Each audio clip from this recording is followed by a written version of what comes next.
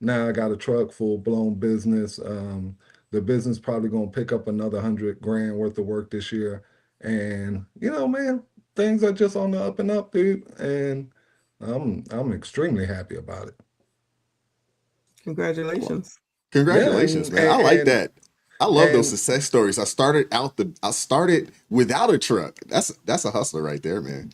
I yeah, love Mhm. it. man, and like I told Wise, and we talk off the show, and I'm telling Wise I want to build this show into something, and we're gonna see about trying to bring in some dollars and you know, get everybody paid, maybe some red bottoms or something. I know y'all got fancy tastes out there.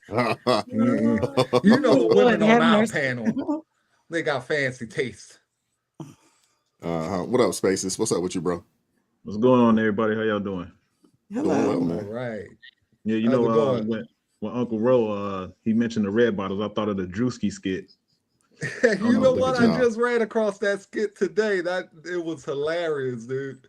Oh my! Absolutely hilarious. We got to start there. What's up, Crystal? How you doing today? You feeling a little better? I'm hanging in there. I'm You hanging hanging in in there. there? Okay. On the men. Okay. All Hmm. right. Hey, so hit the like button. We're gonna get things kicked off.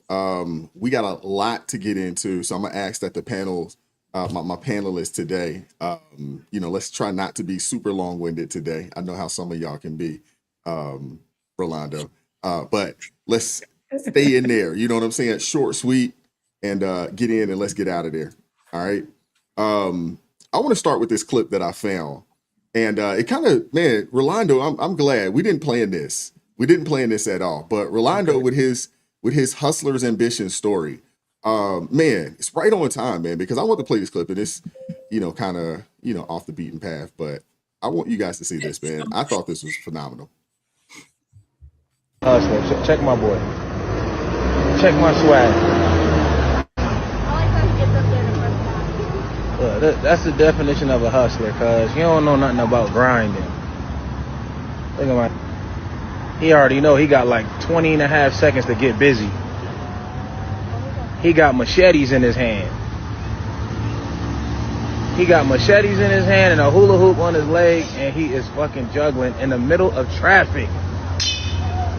And y'all niggas can't go drive Uber. Y'all can't go work a job. Y'all motherfuckers be complaining about y'all bosses. This nigga in the middle of the street getting to the chicken. You feel me? With machetes.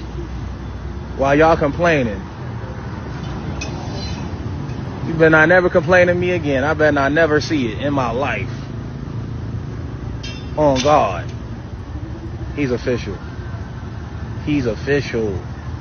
Yes. All before the light turns red. But You want the strawberry stuff? nah, just the cookies. An Oreo, just cookies. Yeah, it's the cookies. Yeah. I better Yeah. not ever hear y'all I don't know about complaining. y'all, man, but that inspired me. I'm like, what? For a traffic light, bro? I'm just telling you, I didn't plan this. You came with your story. This is it's right on time, man. What are your thoughts, bro? Well, I mean, it looks like Mexico, if I'm not mistaken. When I was down in Tijuana there for a little while, that's just a hustler's nature. When you go down to South America, you go down to these Latin countries, man, they hustle everything, bro. There's markets everywhere. Everybody's chasing the dollar, and that's because there are no social programs. There's no welfare. There's none of True, that. true. Even if you go down like to the islands, not the American Virgin Islands, go down to the British Virgin Islands. There's no welfare. Dude, on your way from the airport down to the resort, you will see true poverty. So they got to get after it any which way. You catch them down by the beach, they selling fruit baskets. You see them on the TikTok, the Jamaican guy with the raft. Remember the black lady was throwing his pineapples all in the ocean? Oh yeah, I saw that. Y- Yeah, You yeah. know, but the guy, this is what happens in these places. You know, you're forced to make something out of nothing. And Facts. that's just what it Michelle, is. let's get Michelle in there. What are your thoughts? I clearly it's not here in the United States. Somebody out there actually doing some work. No shade. But he, you get all the props because I can't do it since I can't do it, but it's better than being a squeegee boy at the end of the corner trying to rob you of your Cash App. So, I'm trying not to be negative. So shout out to them wherever they are, which obviously is not the United States of America, unfortunately. No, definitely not. It's an honest day's work. For real. Honest day's work. Mhm. He has a skill. He's showcasing it. He's asking for a little bit of pay. Les, what are your thoughts? That's exactly what I was going to say. That's what you can do when you have a skill. There'll always be an opportunity for somebody who has a skill. The problem is people who don't want to pick up a skill, they don't want to learn anything, they don't want to try anything, and then they're angry that they don't have anything. So I think there's a direct correlation between how much you can do and how much you can have. So when people say to me, people used to say to me, "Oh, I'd like a job." The first question, I know you were in staffing for a while, Wise. The first thing you want to ask is, "Well, what can you do?" When the list is short, the opportunities are short too. Yeah. Spaces, get in there, bro. Beforehand, Prince Revolvers with the $2 super chat says, if Mashawn can do that, I'll donate $100. Save your money. It's just save your money. I'll double it. No, while I was watching, I was like, "There you go." You know what I mean? Like, and I have a storage of change. I would give him, and even the change in my car. Like if I had cash, I would definitely give him some money because out here in Chicago, one of the things we have are the people that dance on the street, right? For donations for their dance groups or whatever it is that they're trying to hustle for. And then other people we have like people that take I don't know if you know the buckets that people put fish in. Yeah, they take those buckets and they beat on them like a drum. Yeah. So that take a lot of skill, man. And that's a skill. What took it over the top for me was when he was balancing on the rope. Like the rope wasn't shaking. Mm-hmm. It wasn't like he was about to lose his balance. And then bouncing machetes and then 100% kudos to him. He would definitely have my donations. He might take my tip money for the resort because I remember, just like Rolando was saying, I've gone to Mexico twice, and you really do see what real poverty is going out that way. Like there's so much lack of, I want to say institution, but that's not the word. But it took 30 minutes to get from the airport to my resort, and the 30 minutes in between, only 5 of it showed a city. And that's the last 5 minutes. 25 minutes of it was just cornfields and swamps. So yeah, I definitely understand the hustle. He would get my money. Yeah, I'd give him a couple dollars.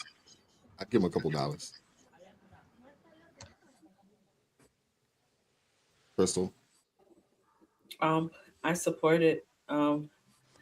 That's that hustle lifestyle. I only know how to be I'm better now, but I only know about being a hustler. My whole life I was hustling. And I know we've talked about it. I started working when I was 13, and I just look at today's culture where people are picky about what they do, and I don't want to do this. I remember people were shocked when I said that I was a ramp agent and I used to throw the luggage on the thing, and they're like, "You?" And I'm like, "Yeah, I did that, and it's a job, and it paid, and I enjoyed it." So I think people let their pride get in front of them when you gotta eat, when you gotta pay them light bills, when you gotta pay that mortgage, that rent. Very quickly, that you better learn to lose that pride and figure out how you're gonna pay them bills. Thanks. Yeah, I'll give you the last word and we'll keep it moving. Still muted.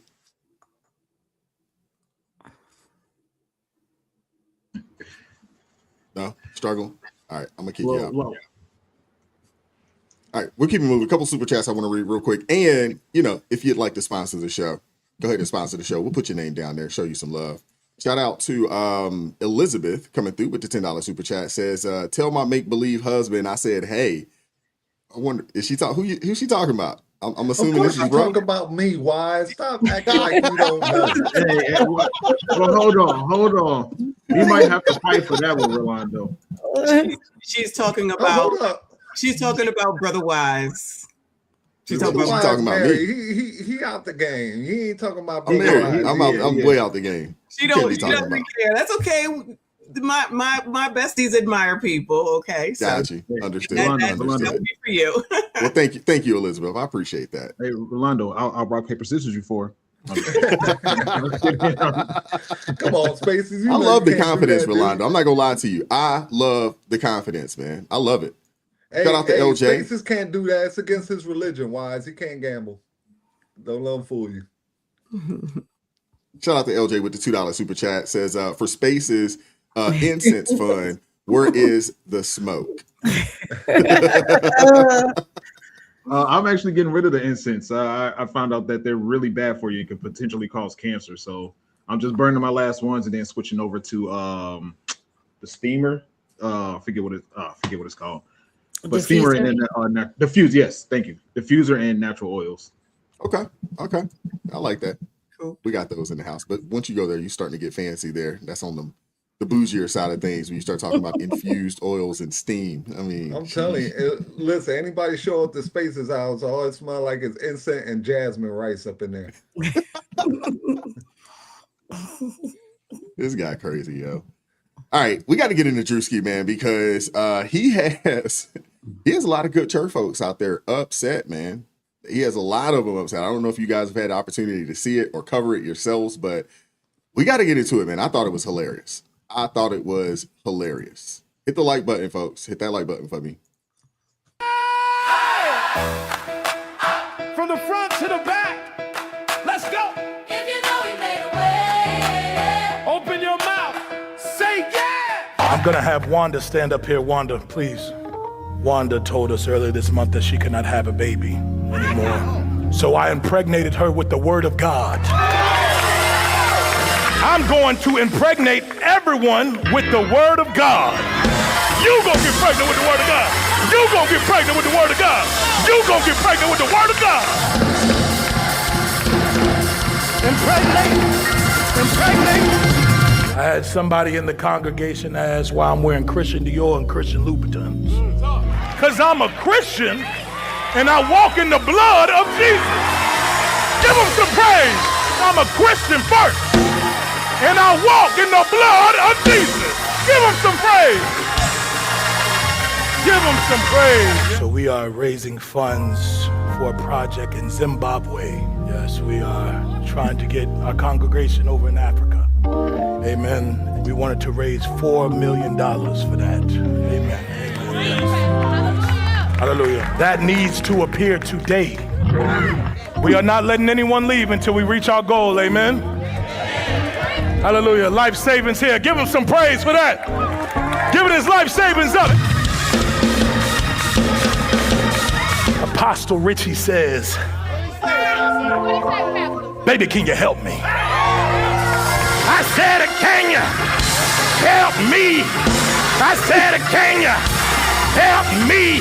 I'm gonna finish this word here, and I'm gonna do the Christian version. Don't worry about it. I'm gonna do the Christian version. I'm driving this Bentley Bentayga because I believe in Christ. If you know he made a way. Open your mouth. Can you leap on your legs like a survivor? Can you leap on your legs till the money fall out your pockets?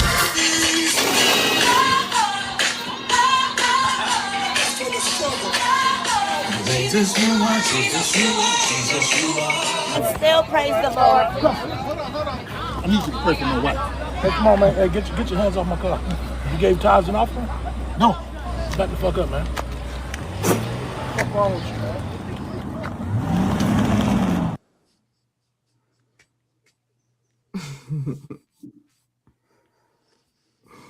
I love me some Drewski. He's a comedian, right? Social media he's like comedian, half Yes. This comedian is and- ignorant. This is ignorant. Crystal, I want to give you the first word. Ro, I'll give you next, but I want to give Crystal the first word. What are your thoughts? Were you offended?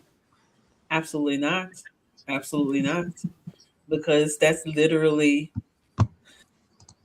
Mr. Todd, Jamal Bryant, the rest of them that move around Hey, like that. Benny Hinn, They, a bunch they, of they them. all them people. So it's like it wasn't. I didn't find it offensive. I think it offended the people who know that that's them. I think they even showed a picture of Mike Todd in that same jacket. To be honest, that same Christian Dior jacket. And I mean, come on now. You're only offended because you know it's true. Because I know that the church that I go to, the pastor that I sit under, that is not his behavior. He wouldn't be offended by that. None of the pastors who actually preach the word of God, they're not offended. They think that is actually what is happening in a lot of these mega churches. And I remember someone saying that being a Christianity is a big business.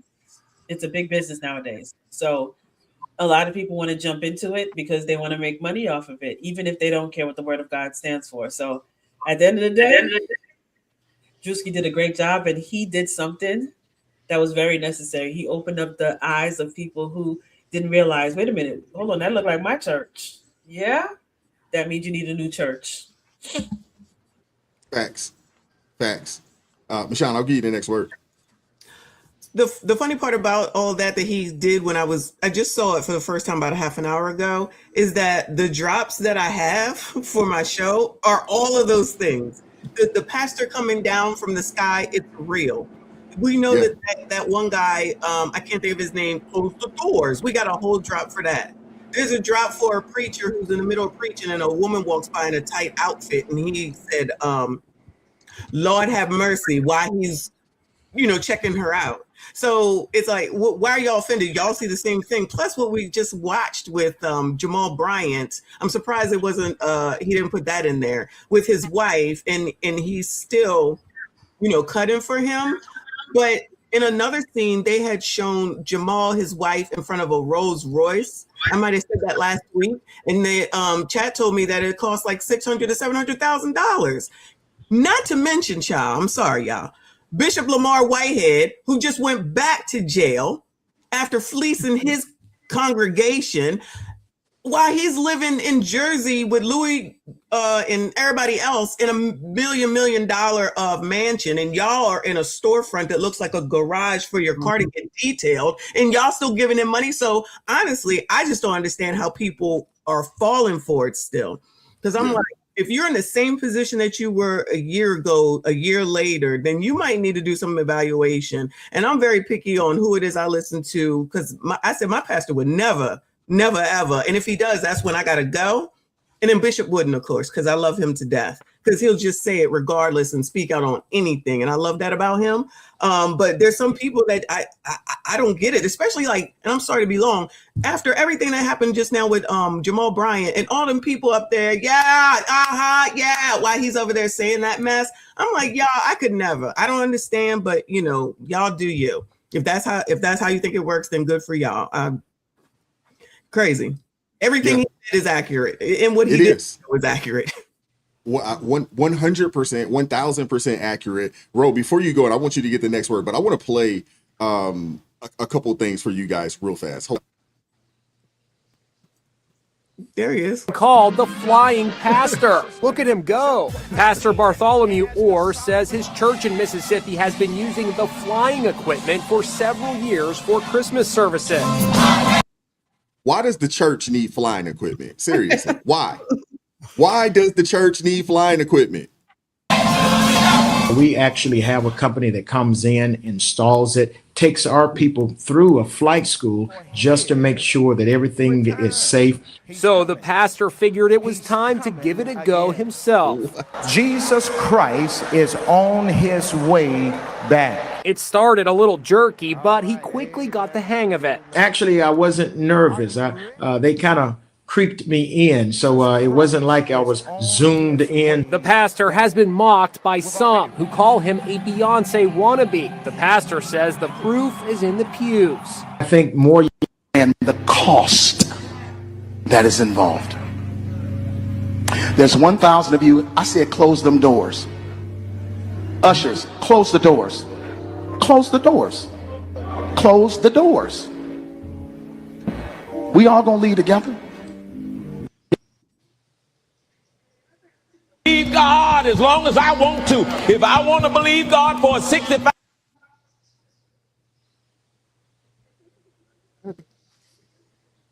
Believe God as long as I want to. If I want to believe God for a $65 million plane, you cannot stop me.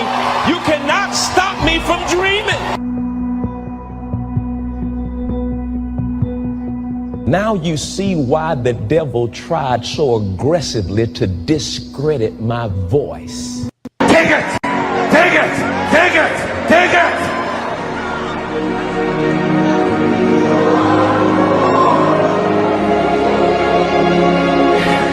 Showing hands quick. Showing hands, I said, quick. Saul killed 1,000. David 2,000. Saul killed 1,000. 1,000. David 10,000. This is ridiculous, man. This is ridiculous, man. Golly, bro. I'll give you the next word, but What in the world? I gotta say, I gotta give a special shout out to Creflo Dollar. I ain't seen Creflo Dollar in a hot minute. I would have never followed that dude. This sounds too much like Creepio Dollar. You know what I mean? It's like it's kind of like invested with Bernie Madoff. You know, yeah.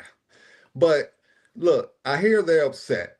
Okay, they're upset because Drewski did his little skit. It was funny. A lot of people got a lot of laughs. But let me tell you something that we say here in the South. Okay, you throw a brick into a group of dogs, the hit dog gonna holler. And that's exactly what you see here. The hit dog is hollering. Now, when I first met Wise, I don't know if Wise remember this, but remember Wise, we had this, somewhat of this conversation, and I told you back then that preachers should not be earning a paycheck. mm-hmm. And we had I that recall that conversation. Mhm. Okay. I still feel like that to this day. You know, as soon as anybody in the church, your time should be free. If you truly believe in what you're saying and what you're spitting, your time should be absolutely 100% free. Because mine is. How come I can show up there on my own dollar? I can put gas in my own car. I can buy my own clothes. I can go down there, even put money in the offering. Everything is on my own dollar. But to get you to show up, dude, it feels like I'm at the strip club, you know. And when you first get there, you got a bunch of money Wise, and all the women come flocking. As soon as the money gone, you can't get nobody to talk to you. That's how these preachers are. You know, well, you had to put me in that at the strip club. Like you could include the spaces. That's just how these preachers are, man. They come circling when you got money. Okay, as soon as the money gone, they gone. Okay, and this is why every single pastor, whether he mean good or he has malintent, you know, in my eyes, they all fall in the same boat. If you collect a check for being in church and preaching the word of God, I do not follow you. Okay? And I advise nobody else to follow you because you don't even believe what you're saying because you got to get a paycheck to be there. Okay? Go out and get a job like everybody else. Even when Jesus Christ hit this earth, he was a carpenter. He had a job. He didn't go from Israel to Bethlehem, okay, preaching the word and telling me, give me some money for preaching the word to you.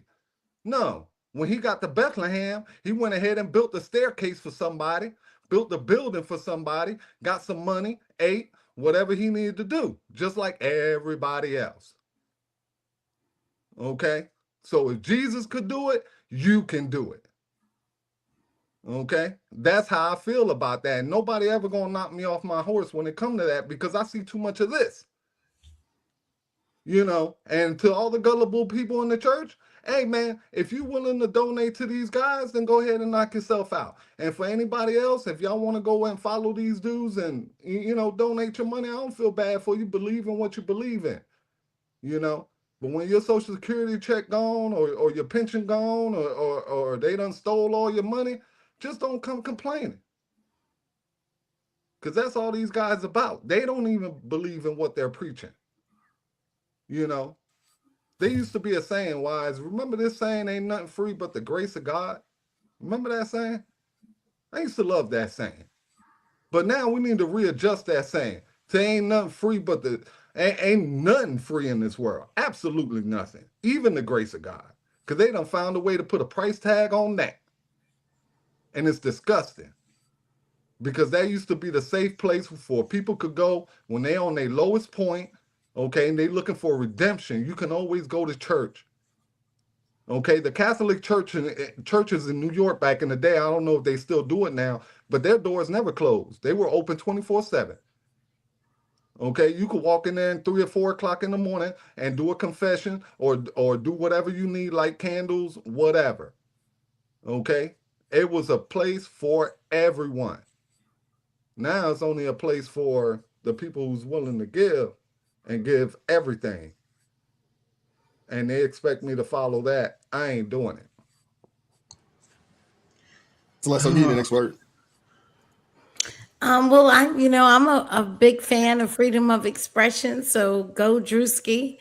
And as for the church, I actually think that the people, I think that what he exposed or demonstrated was that this is just people who do religious performances on Sundays. And I actually think the people who attend these churches know that. And that's why they go. They go for the show.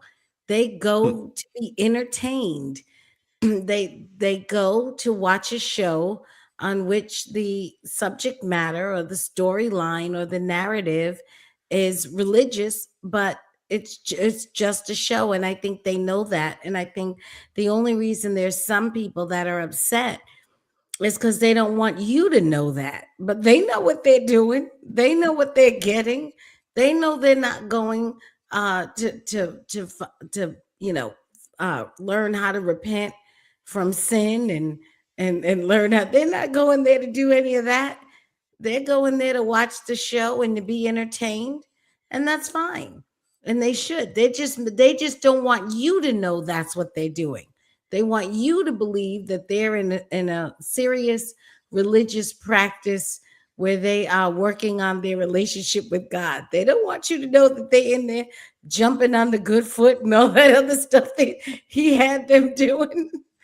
Yeah, it's a show, and that's fine. Enjoy the show. You know what I mean? Just like going to the movies, just like going to a play. They have every right to enjoy the show, and all, generally shows and performers charge a fee. Yeah, Spaces. I had to pull over because of how hard I was laughing. Especially when I didn't realize when he was doing the worm, and I saw LJ sent a super chat about this, but I saw him doing a worm. So just off of him doing a worm, I was laughing. But then when I saw that he was saying impregnate while he was doing the worm, I'm like, this dude is hilarious, man. It's hilarious. And I think it's a great representation of a lot of pastors out there, preachers in the mega churches specifically, because I was just in the service this past Sunday where it was just so obvious that this pastor's sermons were dedicated to solely hearing what people want to hear. And he was talking about his suit, right? And he said he originally ordered a suit and it was too big. And then he called the tailor, and then the tailor did whatever they did, and they made it perfect for me. You were made perfect for the situation that you're in right now. Oh my God, dude. Like, I don't want to come here anymore. And it was just, I have to say though, I have to give a disagreement with Rolando. I think when it comes to pastors, I definitely understand where you're coming from when you say the idea of pastors getting paid to lead the flock, lead the sheep, lead us the people, and all that. However, from the work that I've seen, because I've seen firsthand the amount of work that goes into it. Now, if a pastor is getting paid, doesn't have another job because they're solely living off of the tithes and offering that's given from the church, I 100% agree with you. However, the pastors that I've seen that I grew up with, they had, on top of being a pastor, 2 and 3 other jobs that they were doing. So I see what you're saying, and I understand to and agree to an extent. On the other hand, it's situational. However, I mean, I've seen videos of pastors, and it might have even, I'm sure you guys have seen it at some point. It was a pastor, I don't know who it was, but he was talking about bragging about having a $5,000 dog that understands like 3 languages. It was another one that was talking about he had a whole, people give their tithes and their offerings on the, he had them put it on stage and he was dancing on it. Okay, I see. Yet all of these people are giving all their money, and you wonder why the church is failing, and you wonder why the numbers are going down, because you're doing all these prosperity sermons, and people aren't seeing the prosperity. That's all I got for now. Gotcha. Dion? Can you hear me? Yes, we got you. Finally. I had to figure it out. My computer did an update and everything was wonky. I was going to say, I mean, that's comedy. Comedy, what pushes the envelope like that all the time. And I guess people have forgotten because we've been living in the age of not just political correctness, but everything that has blown up to be, where you can't say anything to quote unquote hurt somebody's feelings. But it tickled me too, because it reminded me of something. John MacArthur wrote a book called Truth Wars, where he talked about the visible church, which is the one that you see all in the lights and camera and all of that, you know, the famous churches, versus the invisible church, which is the real church, which doesn't carry on all that hoopla.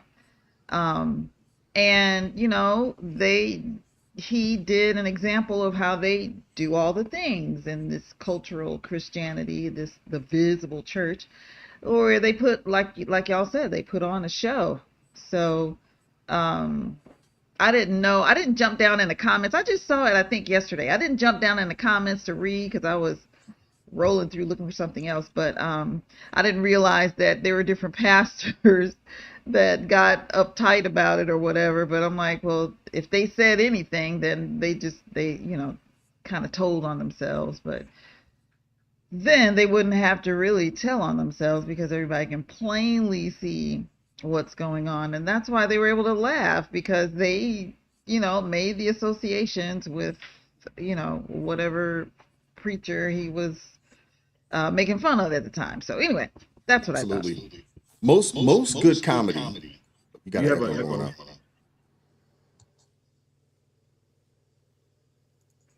You got it. I got it. Most good comedy has a lot of truth in it, you know. And what makes this funny is that we've all seen these types of people. We've seen these types of pastors. I mean, we've covered these types of people over, you know, for a couple years now. And that's what makes this funny. All the people that are in their feelings, but hurt behind it, those are the people that probably attend those types of services, and they're frustrated. But let's not act like this is new types of comedy. I mean, do you guys recall in Living Color back in the day with Damon Wayans and Jim Carrey and those? I mean, come on, man. They stuck up the daggone congregation. People too sensitive in this day and age, man. People are entirely too sensitive. Comedy is, yeah, it's supposed to push the edges, and it's supposed to hurt some folks' feelings. It's supposed to. Can I ask a question? Go for it. So you said you had an issue with the flying system that the pastor had. So what do you see is wrong with that? It's just unnecessary. I mean, come on, man. The pastor flying down, like, unnecessary, man. Like, who are you trying to portray yourself to be? No, Wise, the show is just trying to pick up where the circus left off, because you know the circus done retired, P.T. Barnum and Bailey, so the church is trying to step in and fill the void, because this is just a straight up clown show right here. You know, Yeah, like I it's said, at sad, the end of the man. day, people come for the word. You know, they don't come to see preachers propelling from the roof. I don't know about that, You bro. know, I don't think everybody goes to church for the word. There are some people that go there for the pomp and circumstances. They go there, I you know, mean, for maybe the yeah. community. Some people go there for the fellowship, which I think you I should go for the mean, fellowship. But I mean, I you don't may think people have are really women who there for go the there word for like the that. hat show, you know, at the end of the church, you know, for whatever reason, you know, but for whatever reason you show up, you know, at the end of the day, if you're showing up there, you're gonna end up getting the word. Is what Well, I'm I think saying, that's one way or the another. smaller churches and what you described of the type of people or pastors or whatever you want to call them that you don't like are the mega church folks. Most of No, your I pastors at no smaller churches, most of them do work though. Most of them have no. To be jobs. honest with you, I don't like if you collecting a paycheck. And that's just how I feel about that. You know, I'm very blunt about that, you know, because that's just how I grew up. We say things in the most blunt way manner so you understand them, you know, so it doesn't have to be repeated over and over, you know. But no, I don't agree with anybody, and when I mean anybody in there collecting the check. You Well, that's know, actually because factually wrong. if the members can show up for free, they can show up for free too. Your time's no more valuable than my time. And like I said, God don't talk to none of these people personally. Okay. So for them to Actually, sit there, I don't buy it. no, actually, you are supposed to receive something from the congregation. If you look back into Leviticus, it broke down how the priests, the ones that were providing the word, would receive the whatever offerings they brought to the their sin offerings, their peace offerings, all their offerings. It came from the priests, and then would take part of that. That's how they would feed. That's how they would get food for their families and all of that stuff through the priests delivering, taking part of that offering. So yes, they are supposed to get part of an offering. I'm not saying they have to live off a paycheck off of there, but they are supposed to receive an offering. Also, you can't say not to give tithes, because tithes is actually supposed to be for us to be able to help the community. Take for instance, my church, they people gave tithes and offering, and that money went to help the community. And your church is supposed to be open, like my church is very open. And they said we spent $1 million in helping these people with it, put help people get housing, get people food, because again, the we are supposed to help. God called the church to help the poor, the needy, the widows. It's the church that's supposed to do it, not the government. So the tithes and offerings is actually supposed to go to that. Marcus Rogers, one of my favorite people in Chicago, they pay people's rent from tithes and offering. They pay people's light bills. So we're not supposed to stop tithes and offering, because tithes and offerings is supposed to help the church. That's what we're supposed to do. We're supposed to do that. And the offering, yes, you're supposed to give a portion to the priest, because the priest is supposed to be receiving the word of God, and this is how they receive some kind of compensation or food or whatever from God, from doing the work of God. They're not supposed to be coming off rich, but they are supposed to do that.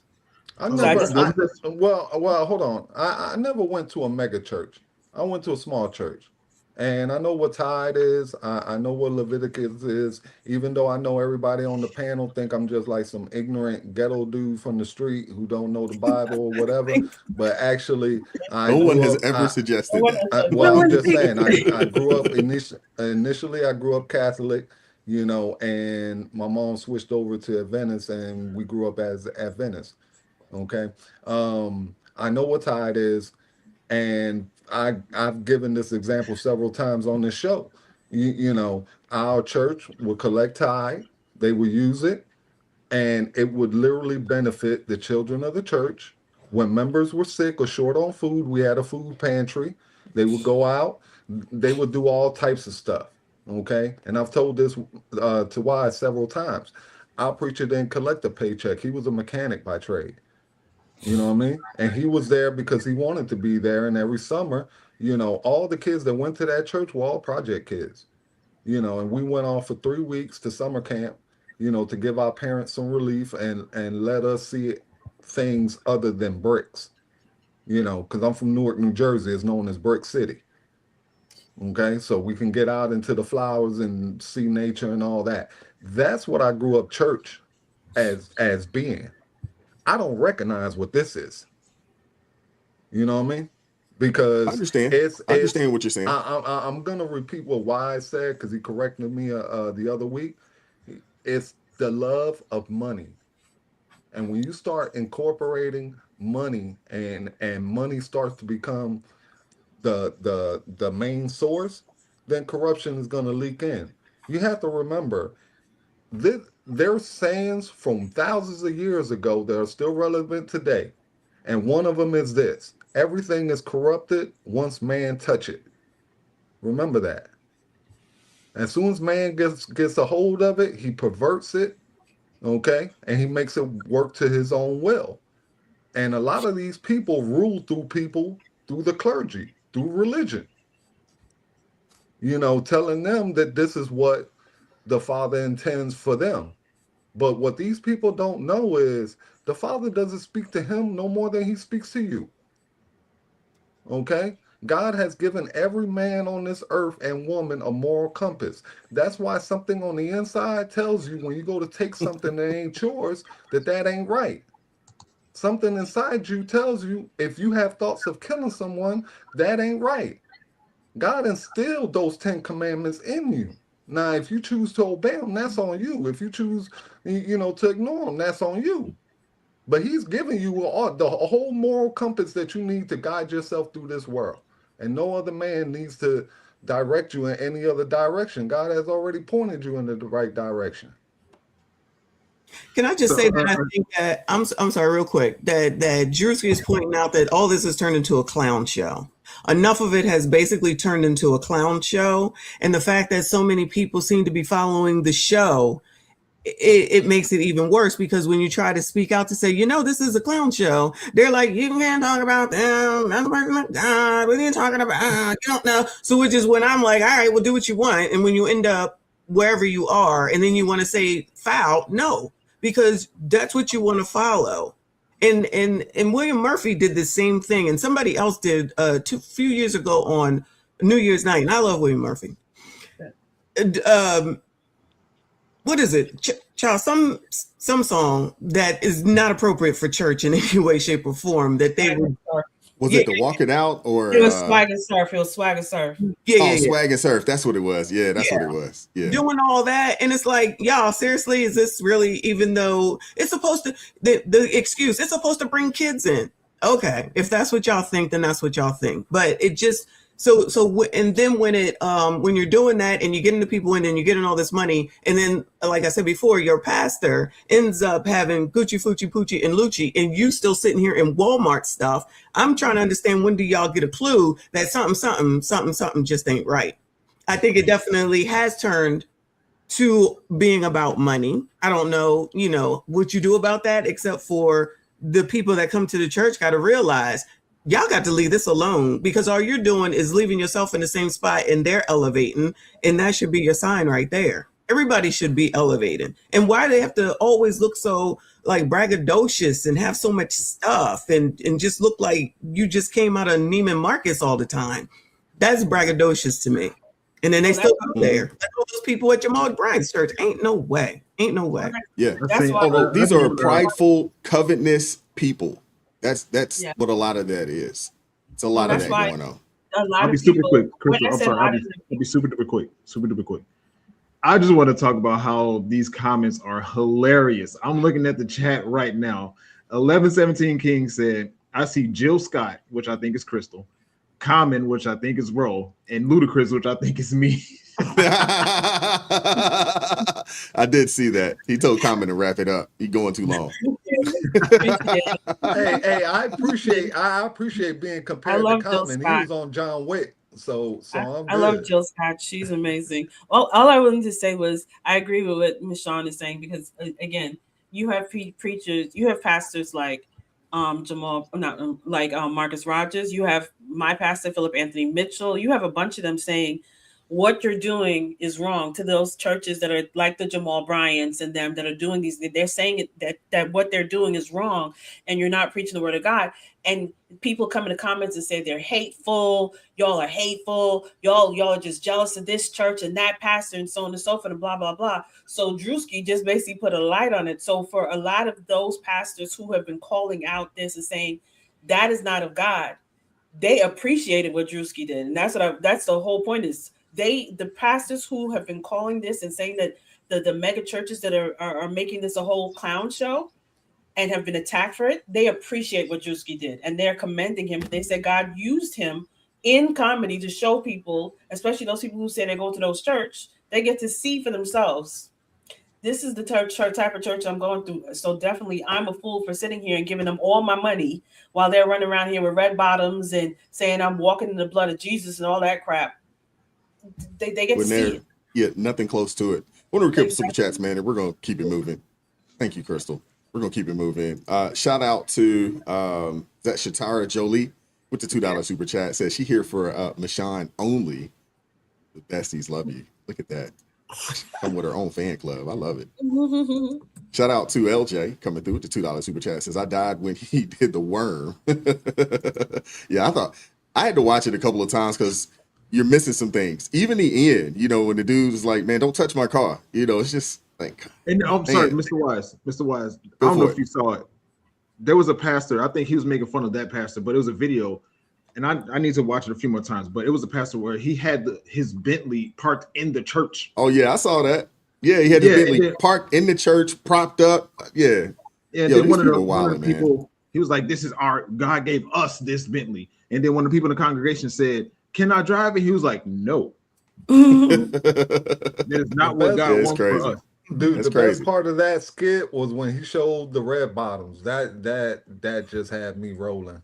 Dude, when he said, I'm walking in the blood of Christ, and then he pops the feet up, I was just like, oh my That's God, ridiculous. bro. That's how they do it, man.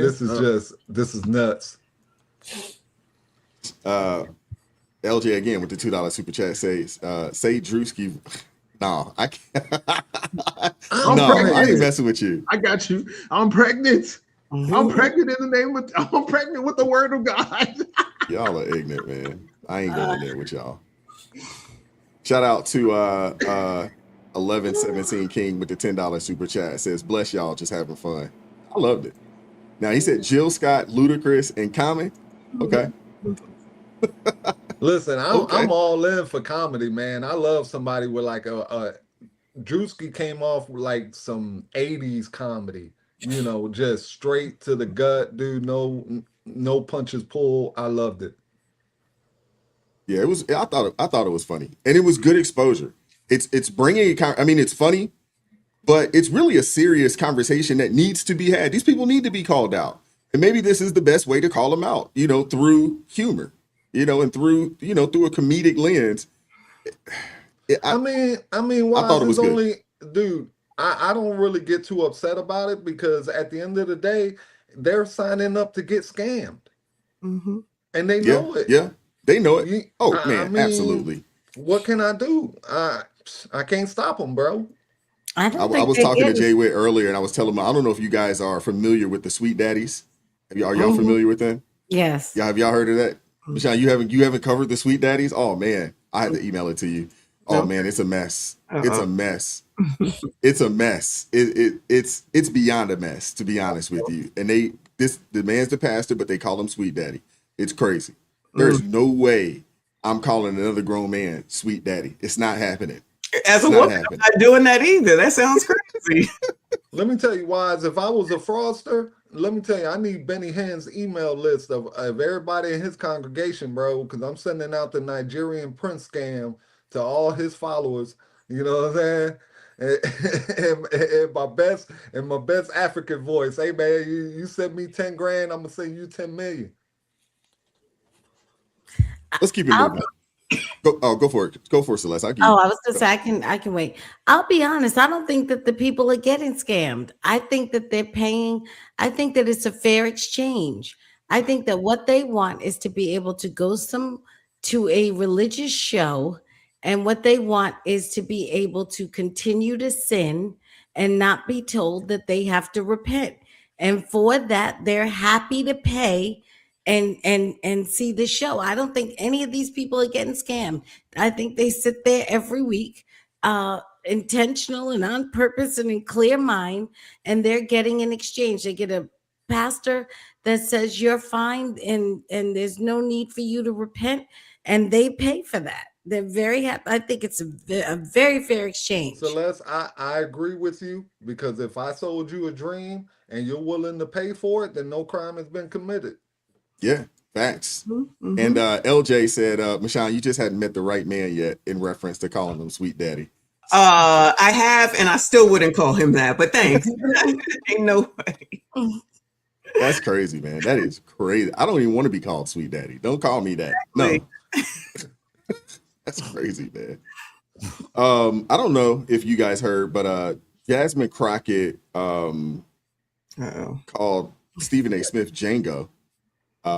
Stephen A. Smith responds, and we're gonna get in that. And I also want to play the clip. Crystal sent it over to me of Jasmine Crockett with the faux tears over Renee Good, and we're moving. Invited on this show multitude of times. Jasmine Crockett has been invited on this show multitude of times. You sitting down talking to everybody else, how come you ain't sit down and talk to me? Scared of what I'm going to ask? I don't know. I have no clue. But if you're going to say something like that about somebody, hell, say it to their face. It is so hard to sit here sometimes, because I didn't come to Congress to write laws or to do things that are hurting people. I'm just asking if there's any decency or heart or courage on that side of the aisle. The fact that a woman was killed, she was shot in her head, and y'all are pretending like nothing happened. I remember when Charlie Kirk got killed. Do you remember what our response was? Our response wasn't to sit there and pretend like it was okay. Is it okay because you have a badge? Because the last time I checked, allegedly no one is above the law. Can y'all not just have a little bit of courage and humanity? A child. A child has lost her mom. And y'all want to pretend that it is okay. I am asking if there is anyone that will stand for the very people that elected us and sent us to Congress. You tell us things like, well, the immigrants are bad, and so we got to get all these bills because the immigrants are the ones that are causing the harm, they're bringing the crime. The mayor of Minneapolis told y'all to get the fuck out. Yet y'all are the ones, it is this administration that is bringing crime Mr. to Chair, their streets. That's what's happening. It's the third incident where somebody has dropped an F-bomb in this committee, including the video. I'm sorry. Including the video that we had to watch earlier. Are your princess ears okay? Is it profanity? Well, but The you're princess more ears upset offended. about my words. Man, hey, if she don't win that Senate seat, hey, she might have a chance in Hollywood, man. Sheesh. Goodness gracious. Celeste, I'll give you the first chance word. at Hollywood? What are you talking about? You didn't see them crocodile tears? She could squeeze no moisture out of them eyelashes. Okay, She now might you have a gotta chance. drop. She might have a Eyelashes chance. The eyelashes was stealing all the moisture. Couldn't make it down the cheek because the eyelashes caught it before it could fall.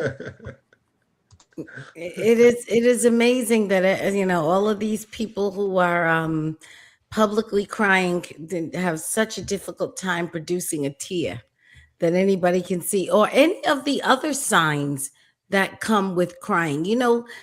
Crying actually is a physiological response that has a lot of signs that show when you're crying. So I'll give you an example. If you've ever cried and kind of wiped your eyes real quick and walked around, people can look at you and tell, even when your eyes are dry, because your nose is red.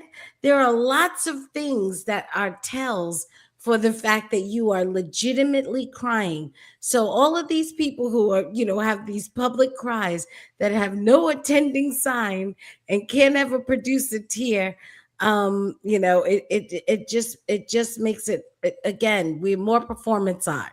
That's all this is. This woman is not a congresswoman. She's a performance artist who's in Congress, and she goes to Congress to do her show. And so I think that, again, and I think the people who at least previously elected her, we'll see if they do it again. It's a fair exchange. That's what they paid for. They're not paying for a legislator. You don't hear anybody in that district hollering about how they haven't gotten any legislation, that they sent her to Congress with some objectives that have not been fulfilled. Nobody seems to be upset about it because they're getting a fair exchange. They want a performance artist and they got a great one, and they're satisfied with it.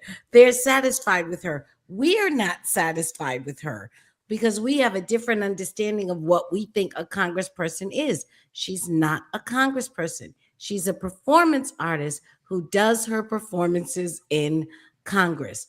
And that whole diatribe she went on, you cannot compare Charlie Kirk with Renee Good, because Charlie Kirk at the time of his assassination wasn't committing a crime. Renee Good was committing a crime. So it's a false equivocation to try and make those two the same. Well, since I was kind and deferential towards Charlie Good, you should be kind and deferential. Charlie Kirk, you should be kind and deferential towards Renee Good. Those are not the same things. It was not the same incident. And in fact, it doesn't matter if Mayor Frey wants them to get out of Minneapolis.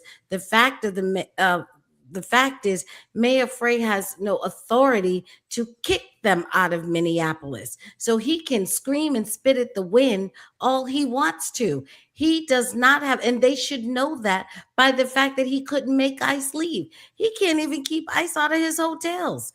So the fact is, you may want them out, and maybe even others in Minneapolis want them out. But the fact of the matter is, immigration is not a municipal issue.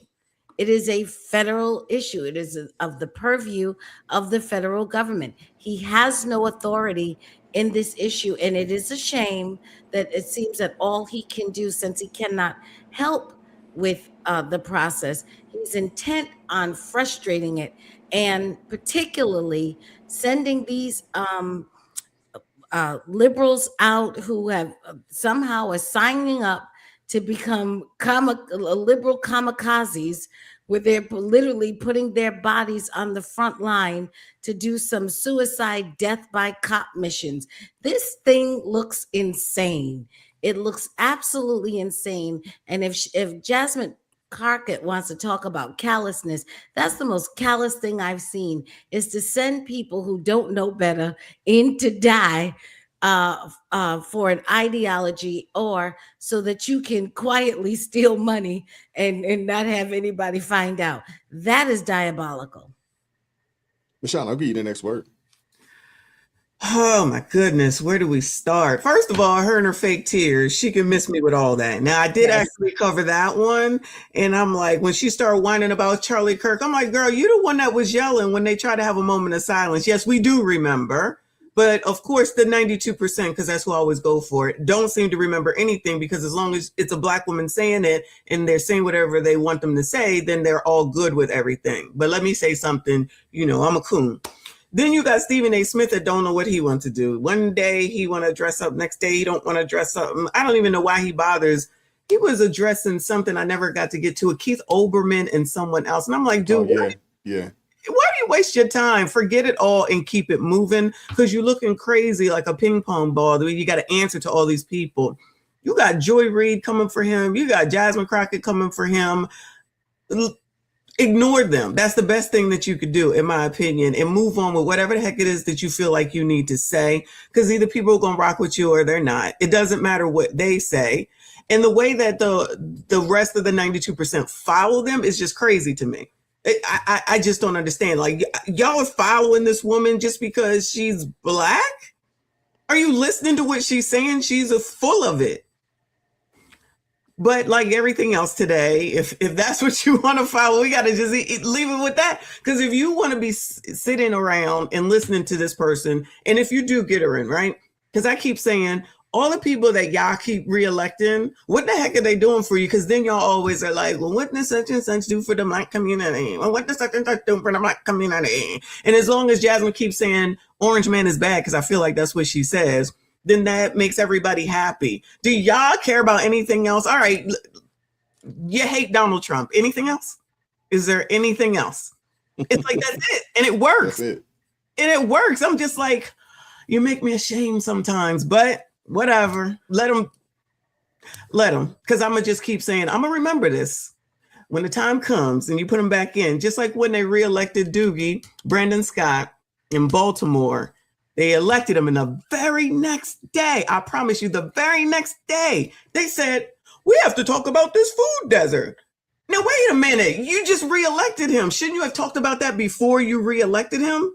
Child, I don't know what I'm talking about. I said, but we'll keep talking about y'all, though, as you keep making this a clown show as well. So, yeah. This is crazy. It's crazy. Bro, what are your thoughts, man?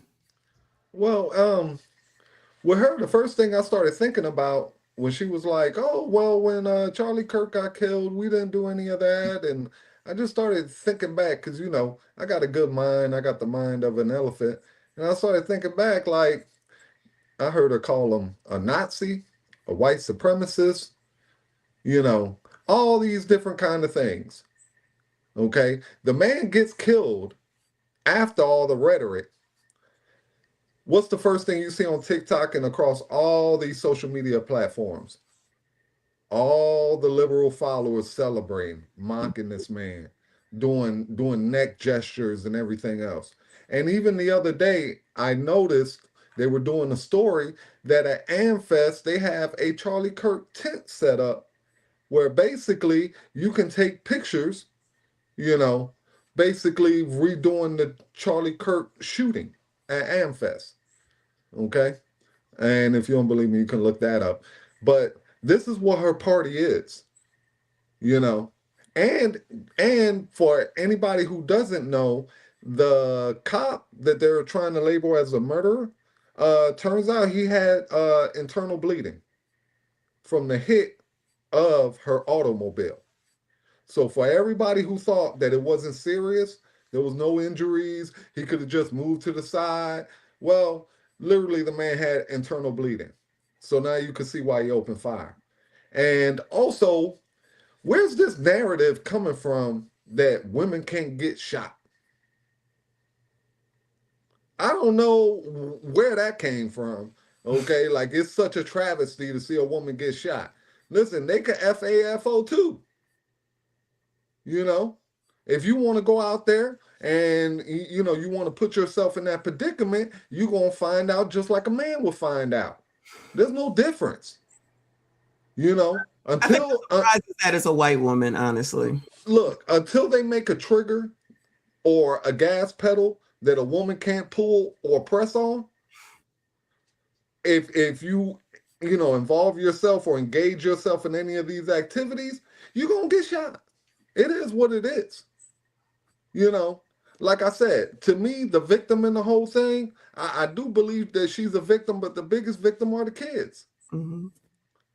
You know, as a mother, you should have been at home with your kids.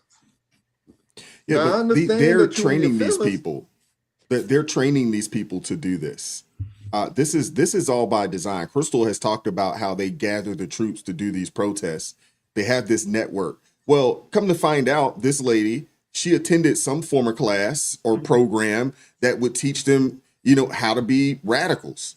No, she was and in a group. I think that the thought process was, hey, they wouldn't do this to a white woman, they wouldn't do this. She can go and impede and get in the way. They wouldn't dare do that. So they're using the quote unquote whiteness to their advantage. At least they're attempting to, and it didn't work. It didn't No, work she this was time. part of a Spaces. group. She was part of a group called, I think, Follow ICE or Track ICE or something like that, which Yeah. was basically just a group of liberal white women, okay, just feeling guilty because that's what Democrats do, is just pour the guilt on to the liberal whites and send them out into the streets like little robots with a little wind up on the back and just send them out there and hope somebody gets shot. Democrats' biggest problem is they wanted a black or brown person to get shot. They just got the wrong color. But that doesn't mean they ain't gonna stop trying. They're gonna try to get somebody else to go ahead and jump out there. They need another George Floyd. That's what they're doing now, because if they're not telling them to stop this, and you see these people crazy. The best Yeah, thing they that are. happened, the best thing that happened in the last 24 hours is Anton and Corey, because that gave me a break from all of this, because I'm tired of it so much talking about it. But clearly I got to go back to it. They want something else to happen. They want someone else to be taken on I don't even think it's a want, Michonne. I think it's a need. I think they need this. It's all they have.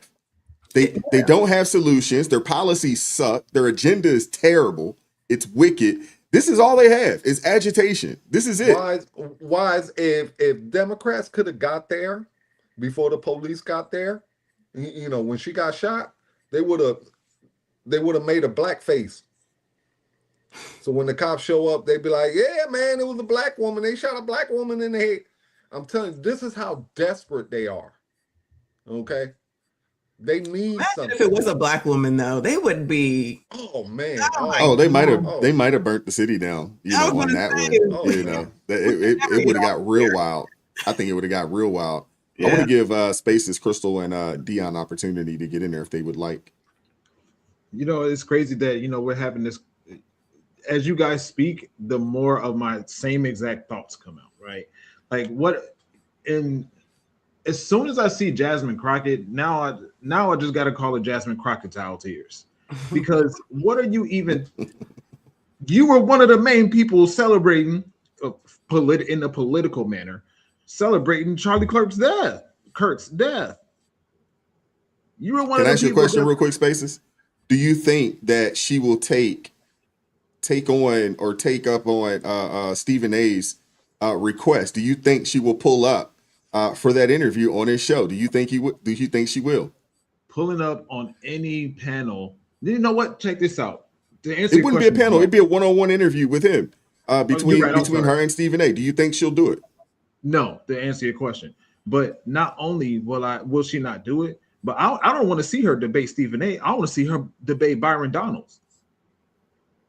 Because Stephen A. She don't want no part to Byron She Donalds. don't want. She only goes. She's like a political Dr. Umar. She only goes on panels that's going to allow her to just vomit at the mouth. Just going where she can control the mic.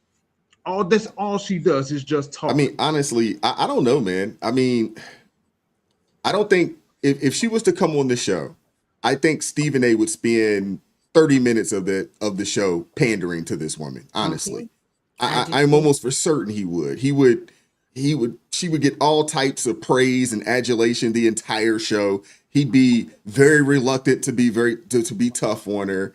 I think it would be a super softball interview if she was to pull up. I really do. In my mind, I think how differently the dynamic of this conversation would be as far as Renee Nicole Good or whatever her name is, how different the conversation would be if that was a MAGA person.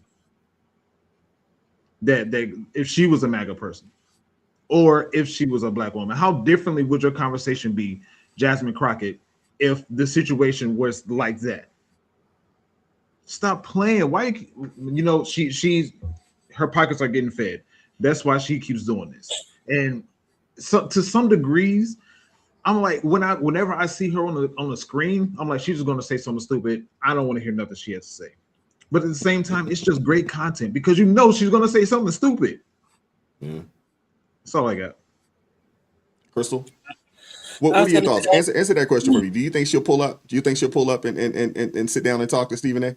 I was gonna say no, she's not, because unless she gets to pick out these questions, because Jasmine Crockett is another form of Kamala Harris. Let's just be real. She's another one. They only want those softball questions, those questions that they can frame exactly how they want to frame it. I told you we were on TikTok, and there were people that was it Oh, Sheldon Sheldon Daniels. Daniels. Sheldon Sheldon Daniels. They tried to set up a TikTok debate when she was still in Oh, in running for TX30. She didn't want no parts of that. she wouldn't show up. She wouldn't want. She didn't. She said she was going to come, but she never showed up. She doesn't. If she can't control the environment, if she can't sit down amongst the women of the View, so they can continue to tell her how amazing she is, or MSDNC tell her how she's the best thing ever, or like Jamal Bryant, who says this is our future president, this is who we want. If she doesn't have those type of people around her, she wants no part. She's not going to show up. She's not going. She's scared. That's why I always say I appreciate people don't understand what Trump did was amazing. Trump went where people hated him, and he did not care. Whatever you want to come in and sit here and question me and give me the hardball questions, I'm gonna answer you. You may not like my answer, but you're gonna get it. That's how you're supposed to handle it. But her, nah, she ain't gonna show up to thing unless Stephen A. Smith. If you see Jasmine Crockett on Stephen A. Smith's show, it's because they worked out a deal behind the scenes that she'll come in, and you'll notice the questions will be very low key. They might try to add a little bit of tension, but then drop it right back down. That's how it'll be. And to answer Space's question, they had a MAGA version of Renee, quote unquote. They had Ashley Babbitt, and the way they treated Ashley Babbitt from J6, they said the people on the left said she was never supposed to be there, so she got what she deserved. That's what they said about her. So it's very interesting that when people say that Renee Good was not supposed to be there, they get real upset. The thing is, people forget the internet is still here.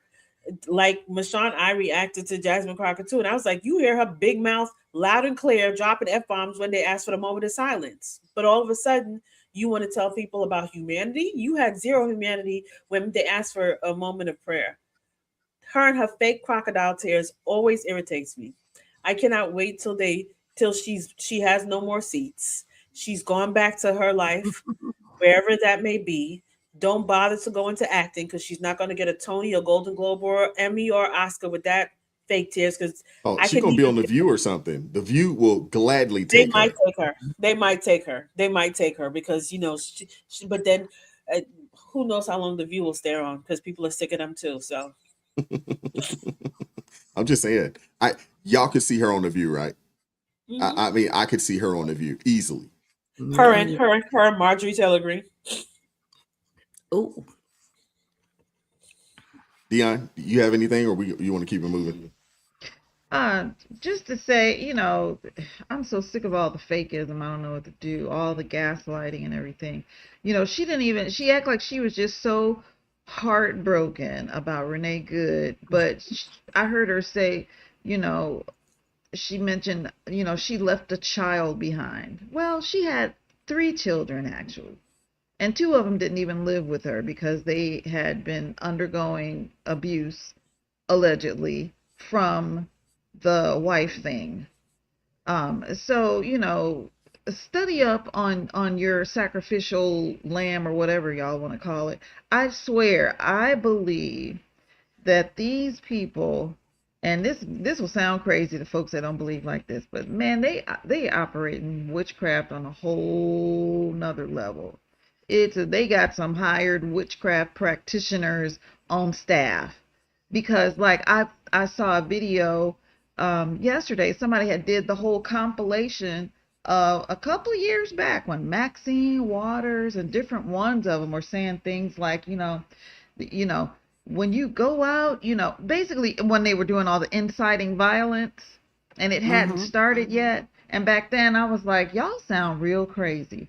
But man, I mean, everything that they said, somebody is doing it now. Everything they said, and it was several of them. leadership, in Congress or whatever. And I'm like, wow, man, all of that stuff has come full circle. And it's so, they wanted a George Floyd 2.0, granted. This one wasn't that, but they trying to force it to be that. I mean, of course they can't because she's not the right ethnicity. But I was so aggravated early this morning because I saw a clip of showing that, the children in Minneapolis have been out of school this week because of all the goings on. Why are they parading these kids up and down the streets, chanting, ICE get out and F ICE and all that? High schoolers. And some woman running up alongside of them, asking them what they think about all the things, and of course these are babies. They don't know. They just spitting out everything that they hear, like many of their parents do. But it was they talking about really wanting something bad to happen. Why would you let your child walk out into something so volatile like that? We're fighting for change. We want ICE out. All this fakeness, fake concern, but nobody's concerned about the people who are victimized by these idiots that they're trying to get out of this country. No tears for them. Ain't nobody saying their name. I'm sick of it. I'm so fed up. Yeah, man, it's crazy out there, man. Dion, if you Trying can to mute get their yourself mind real on quick. the fraud too. Yeah. We're supposed to forget about all the fraud with all this. Oh no, I haven't forgot about the fraud. I'm still on that. I'm still on it.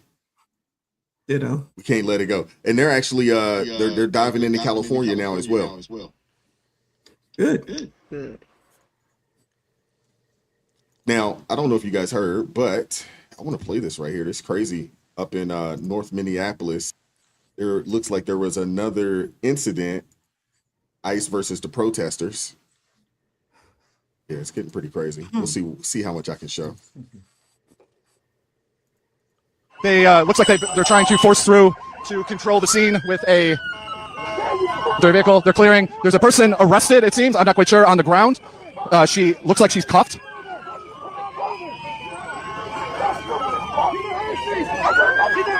Yep.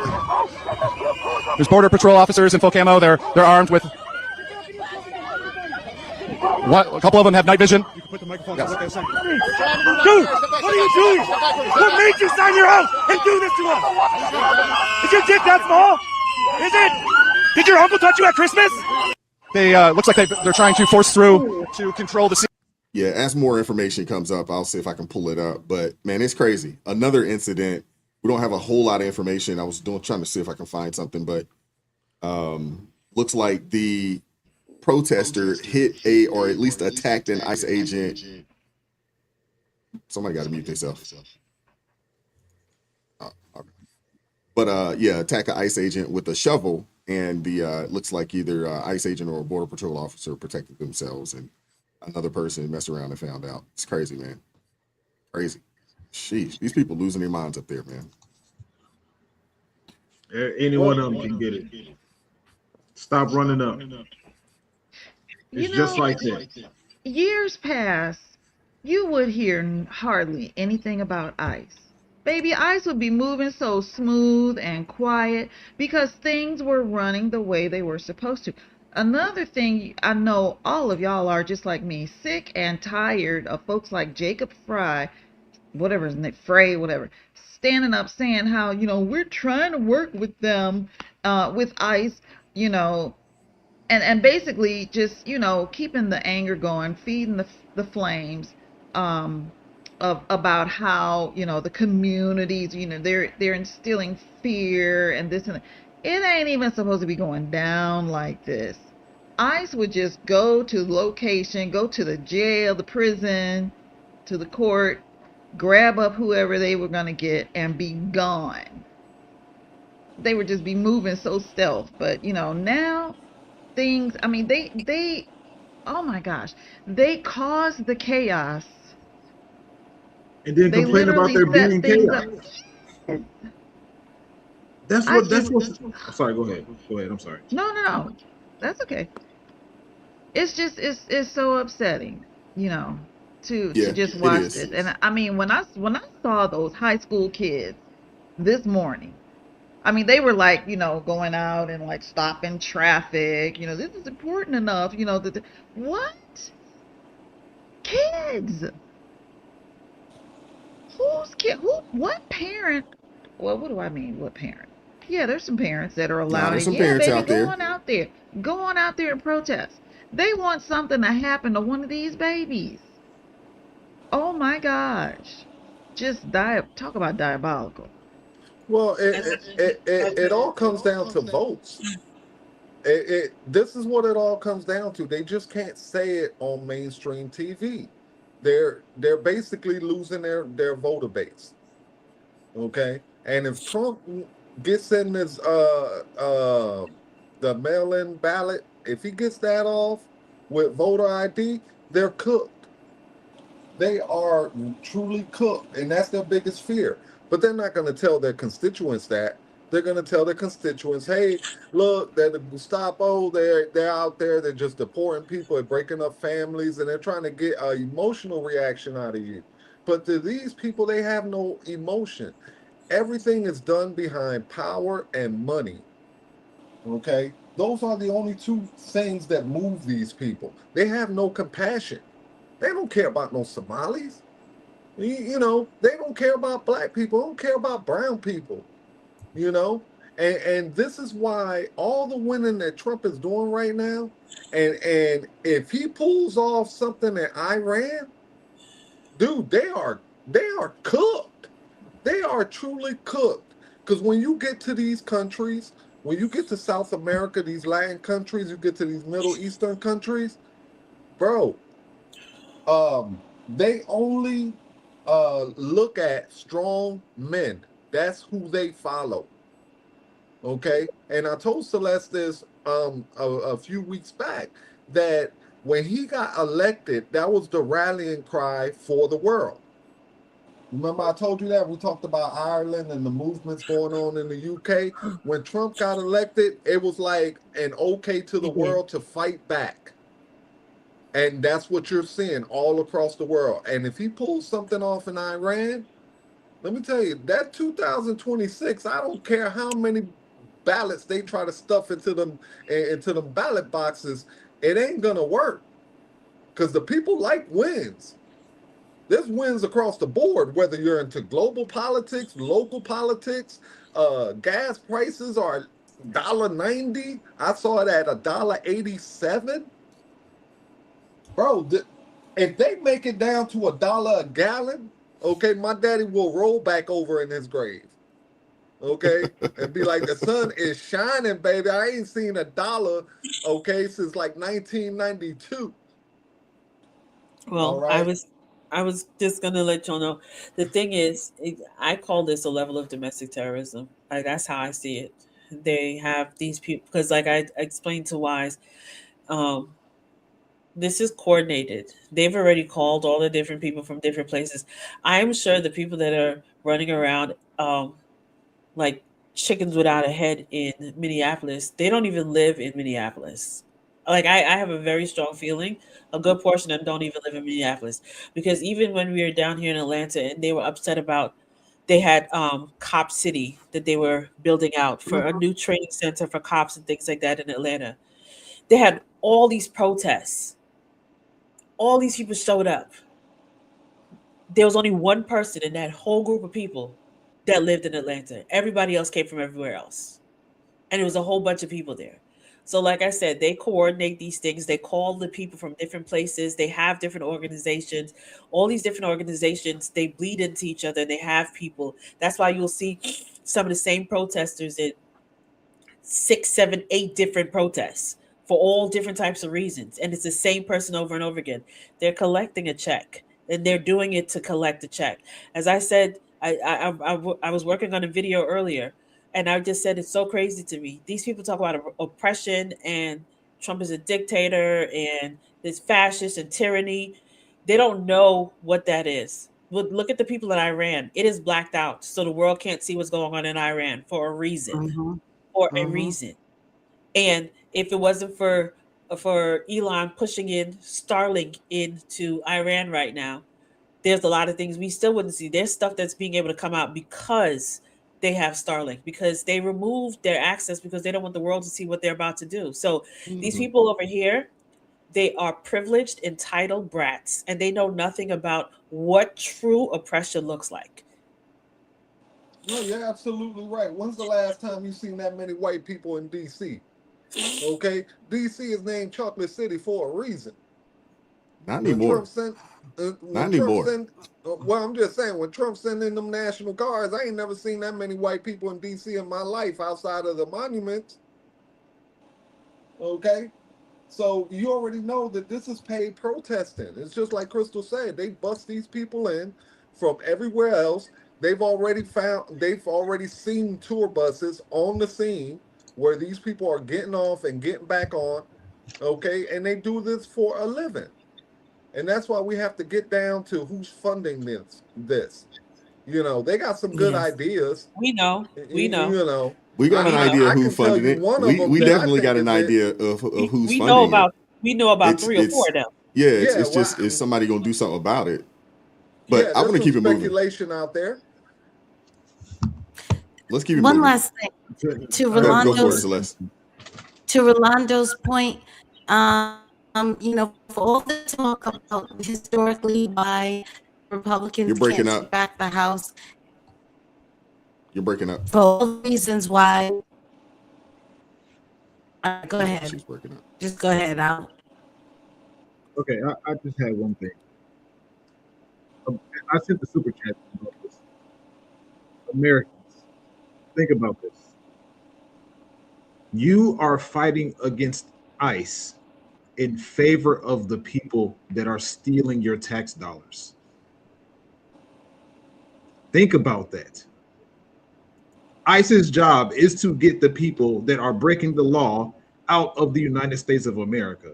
And you're fighting against them. You're blowing your horns in your cars. You're blowing your whistles. You're throwing snow at them. You're spitting on them. You're charging at them with shovels in favor of the people that are not out on these streets advocating for you. Spaces is because they've been brainwashed. Most of these people went to liberal college and they've been brainwashed to be taught that their privilege equals somebody else's misery. And they should feel guilty about that. They should be feeling guilty about where they were born, who they were born to, what opportunities they have. Hey, listen, man, life is a crapshoot, dude. You know, some of us hit the genetic lottery and we was happen to be born in America.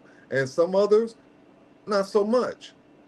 But you know, I'm a card player, bro. At the end of the day, you play the cards that you're dealt. You know, and I don't know where this guilt came from to just teach, you know, these liberals that, hey, bro, you're the reason why I don't have what I feel I should have. So you should go out, be successful, and then whatever you get, you should give me a portion of that. That's not how life works. Okay, God gives everybody talent. All right. The problem is most people don't discover what their talent is before their time is up on this planet. Okay? But God doesn't put anybody on this planet, dude, without the ability to do something. Okay? So people just need to stop complaining about what they don't have and be happy about the things they do have. Let me read a couple super chats and we're gonna keep it moving. Shout out to Hunter. Did we read this? No, I guess not.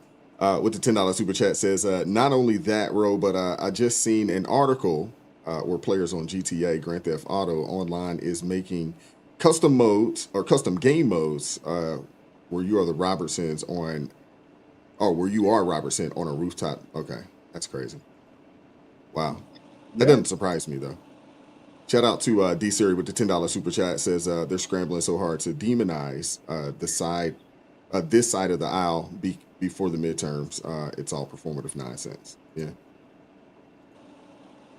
And shout out to what is that, SNK fan coming through with the $2 super chat, said acting the fool and not a Somali in sight. No, I don't see any Somalis, but there are some black folks that probably shouldn't be out there protesting. But I want to play this for you guys, and we're gonna keep it moving. Give you all a little secret, since nobody wants to say it out loud. Those countries that you fighting for, secretly, they don't even like you. Do you realize how many people talk bad about Americans? How many of them mock us? And this is why we tell y'all to stay y'all black ass home and don't go out there protesting and shit. So there was a black man who went out to protest with the Venezuelans that's in America. He went out to protest with them and show his love and support and how he disagrees with what Trump has done. And Country,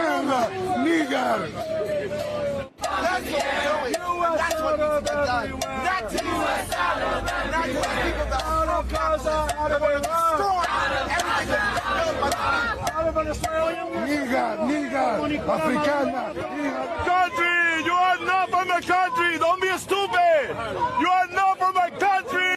these people called this man the N-word, told him, you're not from there. Why do you care? I can't even be mad because why do you care? It's not like this is something new. We've been knew these people ain't like us. Helping the enemy used to be called treason. Now it's called being a Democrat. Oh man, Mashai, what are your thoughts on this brother out there, man? Why? Why is this brother out there? I don't know why any of them are out there, honestly. In the beginning, I was like, whoa, child, this white on white crime. Because at first it was black fatigue. That was the big thing. And then all of a sudden this came up. I was like, damn, white people, y'all are wilding. Y'all need to get it together. I was like, black people, stay out of it. What start to happen? Here they come creeping that butts on up in there. And I'm like, there's a lady that just did the, y'all talked about it this morning or yesterday morning with the lady from Philly, where she was saying all this mess. And I was like, who is this woman? I don't even know who this is. And then it was another woman that's saying they're doing a blackout now. No work, no school, and no something else. I don't know if y'all saw that.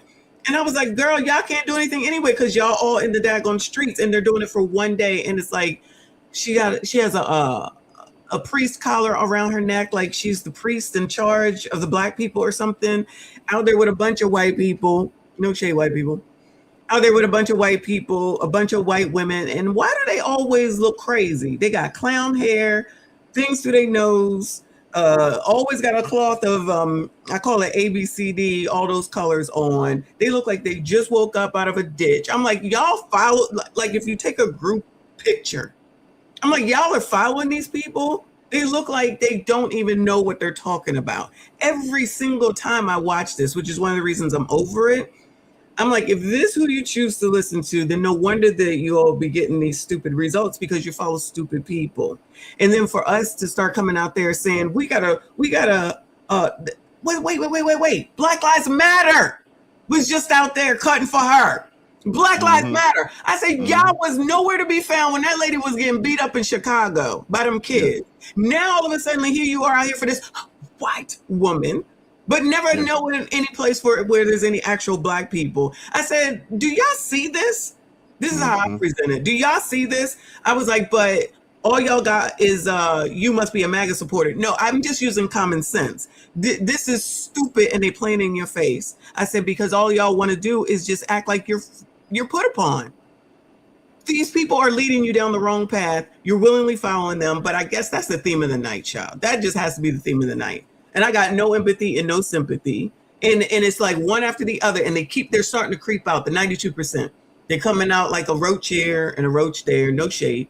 But it's like one at a time, and it's too much. Like, mind the business that pays you. We finally don't need to be involved in something, and you're going to find a way to get us involved in it. And then, God forbid, if something happens, shout out to the liberal white women, because they leading you down this road. You're willingly following them, and then they're going to drop you off as they always do. And it's Lucy with Charlie Brown with the football, because I got that drop too. and then you'll just be on your butt like Charlie Brown is every single time for some mess that you had no business being in. Just sit here and watch this show like the rest of us are. But what do they say? They say to me, "You're next," and I'm like, "I'm next what? I'm next what? You're what? What? Because I can mind my business." In line for The Price is Right. I'm supposed to be scared because I guess they're supposed to be coming after me next to take me where?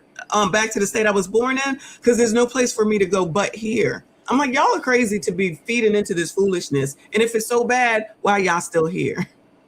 And why are y'all still asking the same government that you can't stand for benefits, food, childcare, Section 8, and all these other things? It's still that story.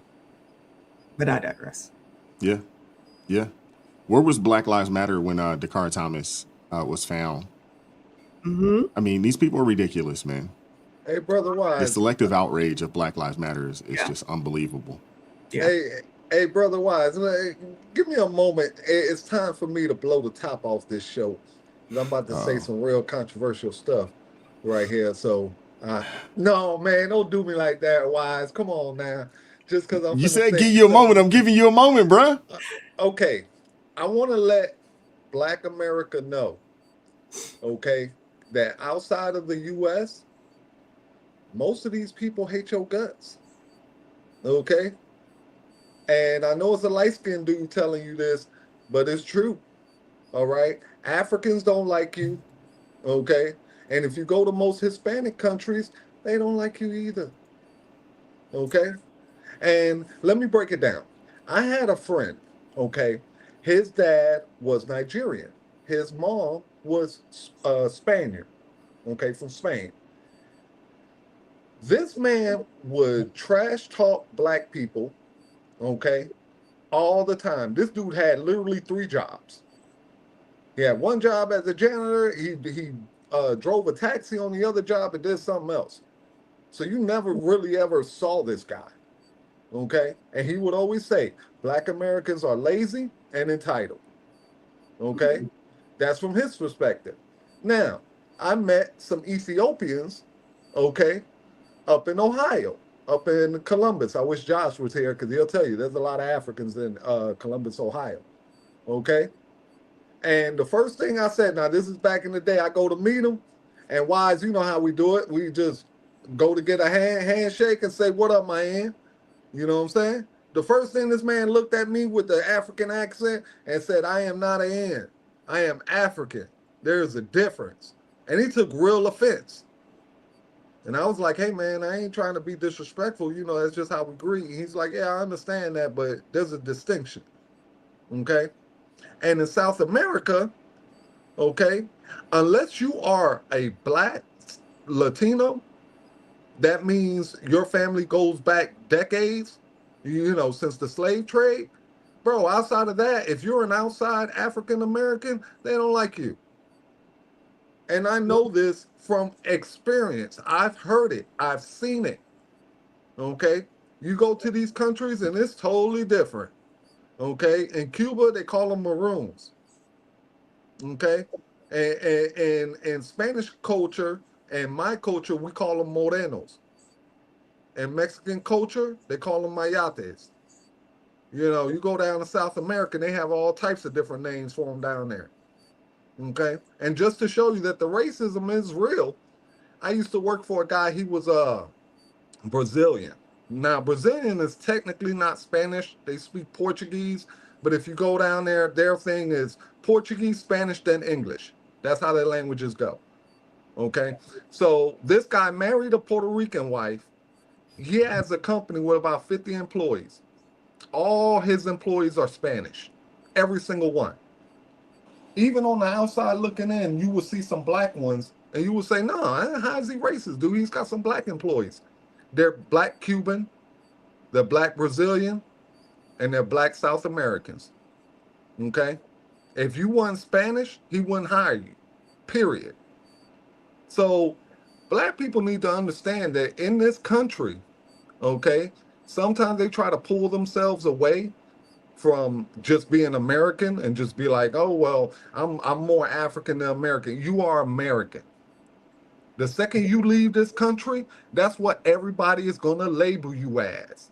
A American. Period. Not African American, not Black American, none of these little titles. You are American. Oh yeah. As soon as you open your mouth and they hear your accent, they immediately know, okay, Yeah. you're from America. Exactly. Definitely. And the reason they hate you, okay, is because you were born into the golden ticket of life. And they feel that you are privileged, okay? And you're not taking and that advantage. you are entitled and you are not taking advantage of the opportunity that your God has given you. Because there are billions of people in this world who would definitely want to take your place in a second. Work 3 jobs the rest of their life and not complain. Okay? So Absolutely. that's what it really comes down to. People who haven't stepped outside this country don't know what it's like outside this country. You know, you will not be welcomed in a lot of places.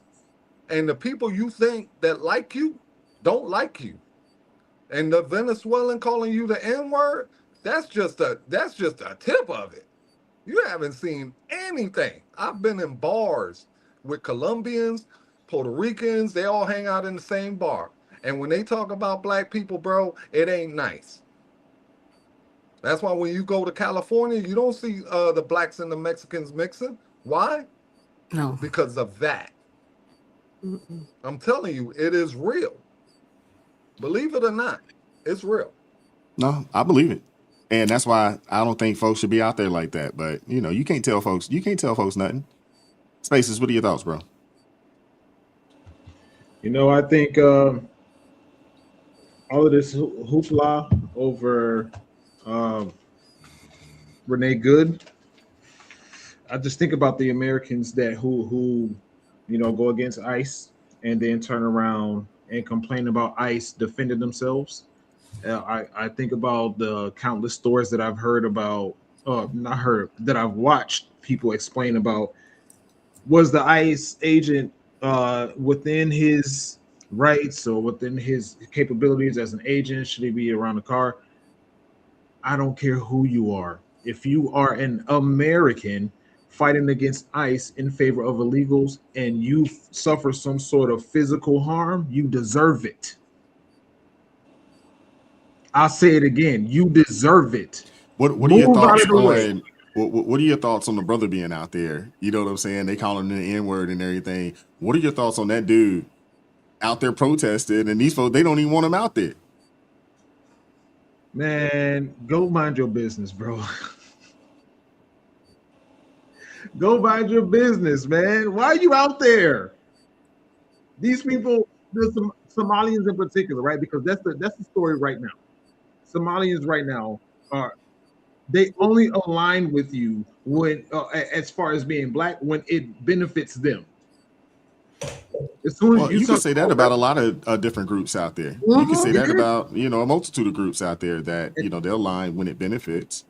Yeah, and I'm just, you know, specifying the Somalians because that's the hot topic right now. I've heard it with my own ears. I'm sure we've heard it. I'm sure we've all heard it with our own ears and our own experiences in life. Nigerians only call themselves black when it comes time to talk about some sort of reparations or some sort of financial gain, some sort of benefit.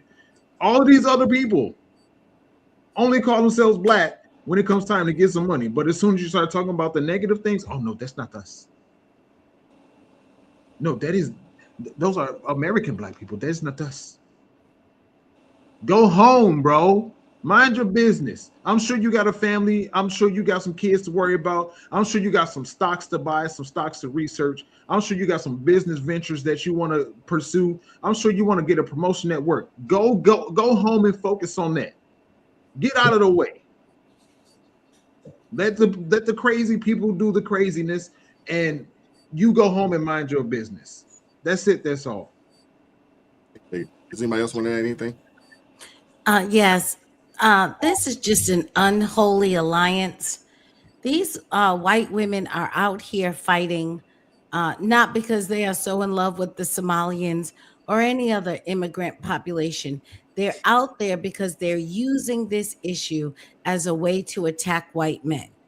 And they're trying to drag black people into this for exactly that reason, not because black people are in love with the Somalians or any other immigrant population, but they want to use what they think is our hatred or dislike of white men, and they're all using these issues as a way to attack what they think is the real oppressor or who is oppressing them. So this is a bunch of people who are, this is all for show. It has nothing, because if they had this kind of care about Somalians, we'd have heard about this years ago.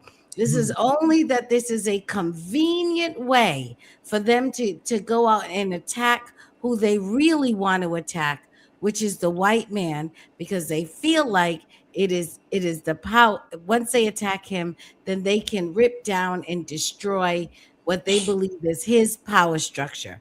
That's what this is. I was going to say just a few short things. Number one, that black guy was on the wrong side because he thought the Venezuelans were against what Trump did. And that's why they were calling him all those names, because he was fighting against what Trump did. And those Venezuelans were celebrating. Many times over, Americans think that they know what is going on in other people's countries, and they have no idea. But they think they know because they're so entitled and privileged. So they think everybody, when you look at the rest of the world, people are celebrating Trump. But the liberal Democrat movement have people thinking that the world is laughing at Trump. No, the many nations want Trump as their president. They wish they had someone like Trump to help eradicate what is going on in their countries. So that guy went out there thinking, because as the video said, he was going there to stand with Venezuelans against the Trump's movement, but he was on the wrong side because the Venezuelans are celebrating because they got out from under the thumb of Maduro. That's the same way as many people are fighting against. Crystal, you know why Spanish men love Trump? Because of that word you use, machismo. Yeah. What do you call it? I think they're fighting. They're not standing up for Iran right now, and the Iranians that are living here in America are watching that too. So again, they find themselves on the wrong side of the situation. And mind the black business that you own. How about that? That's just how I see it. Mind your own black business. That's what you're supposed to do, because you're not supposed to be in everybody's thing. And the thing is, a lot of times black people like to run out ahead and try to be the voice for everything, and it is not your fight. Sometimes you need to know how to take a seat, sit down, mind your business, and let the people fight who want to fight. That is not your business, because again, so many times we've seen people get hurt or people get in problems because they put themselves in a place they don't belong. Renee put herself in a place that she did not belong. Now, let have been a black person, I think every city would have been burnt down by now, which I wasn't in the mood for. But I'm thankful for all the black people that are getting on social media and telling everybody, mind your black business. And I won't say all Africans and people from other countries don't like black Americans, because there are some people that do like black Americans. But the thing is, for the most part, they do differentiate themselves, because I had someone here who told me, when I said, she was like, I've never worked for a black woman before. And I was like, well, it's great. And she was like, well, no, I'm not black, I'm African. And I was just like, what? I'm confused. Very confused. But so you have to be careful. The thing is, you're picking up arms for the people that literally have been defrauding the United States, defrauding all of you and laughing in your face. I don't understand why people are even trying to fight that fight. Well, Crystal, I would disagree on one little thing. I think they like more the culture than the person. No, I have a lot of friends who are outside of the United States, and I have Black American friends, and I have friends from outside, and they all get along. That's what I'm saying. It's not everybody. There's bits and pieces of people that are like that. It's not everyone. There are people who are like that, and there are people that aren't like that. Yeah, because I've met my fair share of plenty of Africans, be it Nigerians, Guyanese, just pick one, a few Kenyans in there, and they basically, the older generation, that's how they feel. Now the younger generation is a little different because they're influenced by music and the other things that we do, like we inspire Afro beats and things like that. So I think the newer generation is maybe a little more welcoming. But I tell you what, the old heads, no. All the old heads. I think it depends on where you are. No. I think it depends on where you are in the world. And I've been fortunate enough to travel and see a bunch of places, and it's been love. Most places, it's been love. And a lot of folks do rock with, Americans when they see us. Some of it could just be the fact that they want to get some dollars. But I mean, I've been a lot of places. It's been love. But let's keep it moving. Couple super chats, and we'll keep it moving. Hit the like button for me if you haven't done so already. If you're watching on the cell phone stream, just double tap the phone. Or if you're watching on TV, you can hit the like button as normal. Shout out to Rochester with the $10 super chat. Says, I'm a veteran who went to college late. White female liberals. Shaking my head. Yeah. There's something else.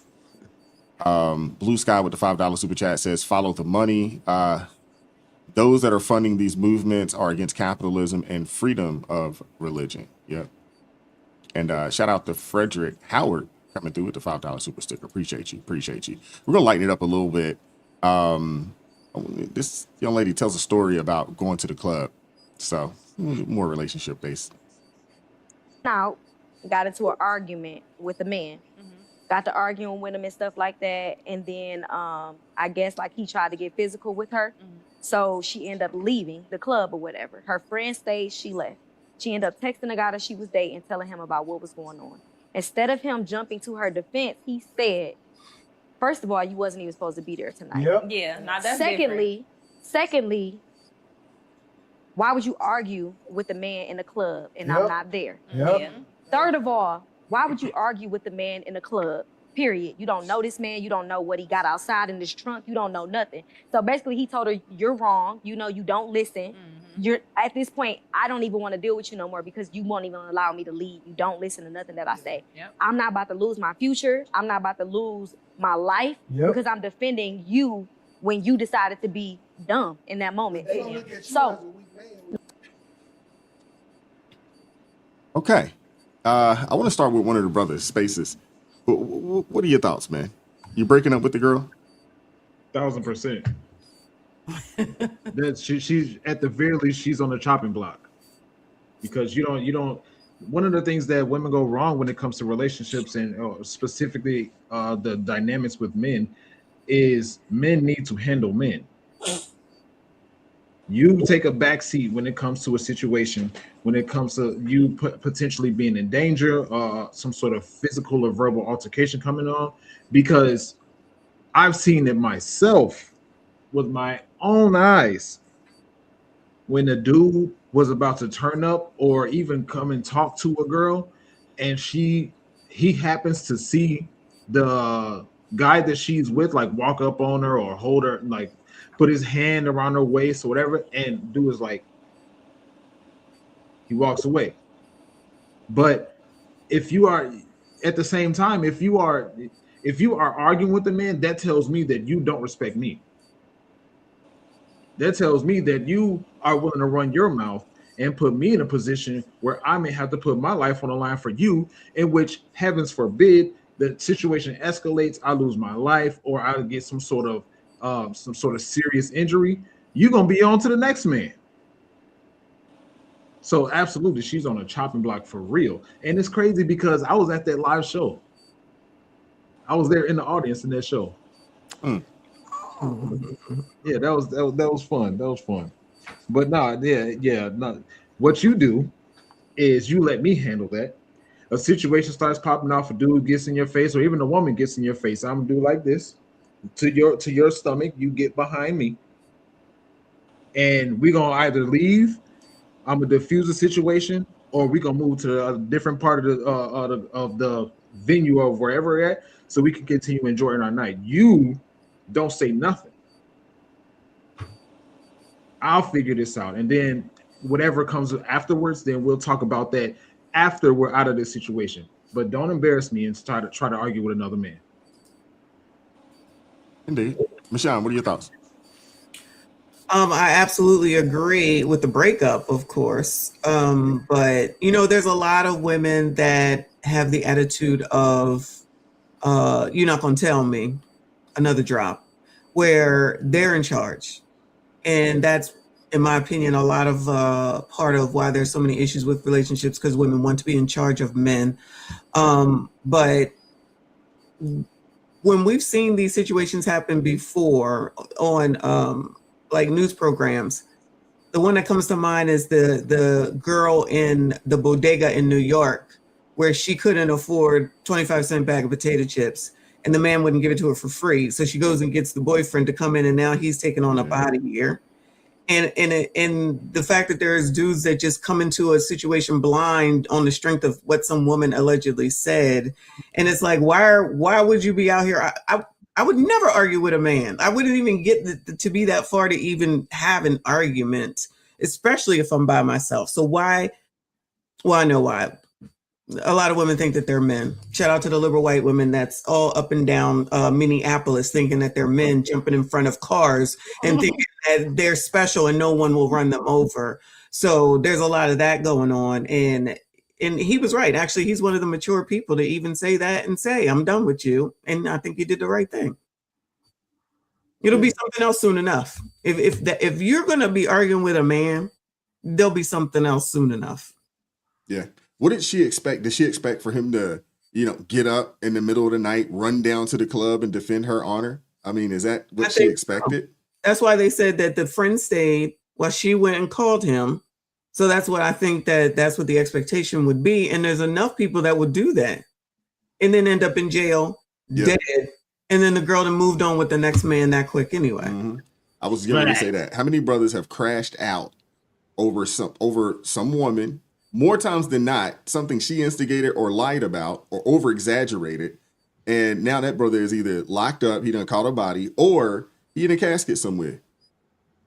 It's ridiculous, man. Or ridiculous. Stuck against the law, fighting cases, can't get his life together. He can't get his money together because he's paying lawyers while she's out having fun with the next man. Yeah. Because, they move on quick. They move on quick. The only thing that gets me out of bed at 2:00 in the morning is some booty or a tragedy. You know what I'm saying? So you better, you know what I'm saying? That's the only time I'm moving at 2:00 in the morning. I'm gonna tell you right now. Welcome back. So but what'd you say? What'd you say, Uncle Ro? What's gonna get you out of bed? Booty or a tragedy? Another t-shirt. I do not like the sound of that, bro. You better be giving me some booty or somebody better have died. You know what I'm saying? Because, bro, I ain't Trump. I ain't on vampire time. You know what I'm saying? I'm asleep at 2 and 3 in the morning. This guy, man. You know what I'm saying? But still, don't get me wrong, Wise. If I get that call, the only thing I'm gonna do, dude, is I'm gonna be a man and I'm gonna compartmentalize. And I'm going to put her in the little toy section. You know what I'm saying? Because, dude, I ain't going to throw away. You know what I'm saying? I'm like a monkey when it comes to women, bro. I don't let go of one branch until I got a hold of the next branch. You know what I'm saying? So, yeah, I'm going to keep her around, bro, because good booty's hard to come by.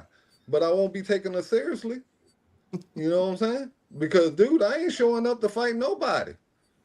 You know what I'm saying? Because, dude, things is hard enough when you're not looking for problems. I'll give you this story right quick, right? A friend of mine at the time, she was a friend with benefits. She called me up. She said, listen, I want to go out tonight, have some drinks. I said, all right, that's cool. So she picked a bar not too far. We're in the bar. We sitting there all night, having some drinks, taking some selfies, putting it on social media, having a good time. You know what I mean?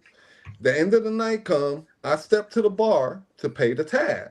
As soon as I walk to the bar, dude, 3 guys walk over to her and just start talking to her, dude. And all these guys were over 6 foot.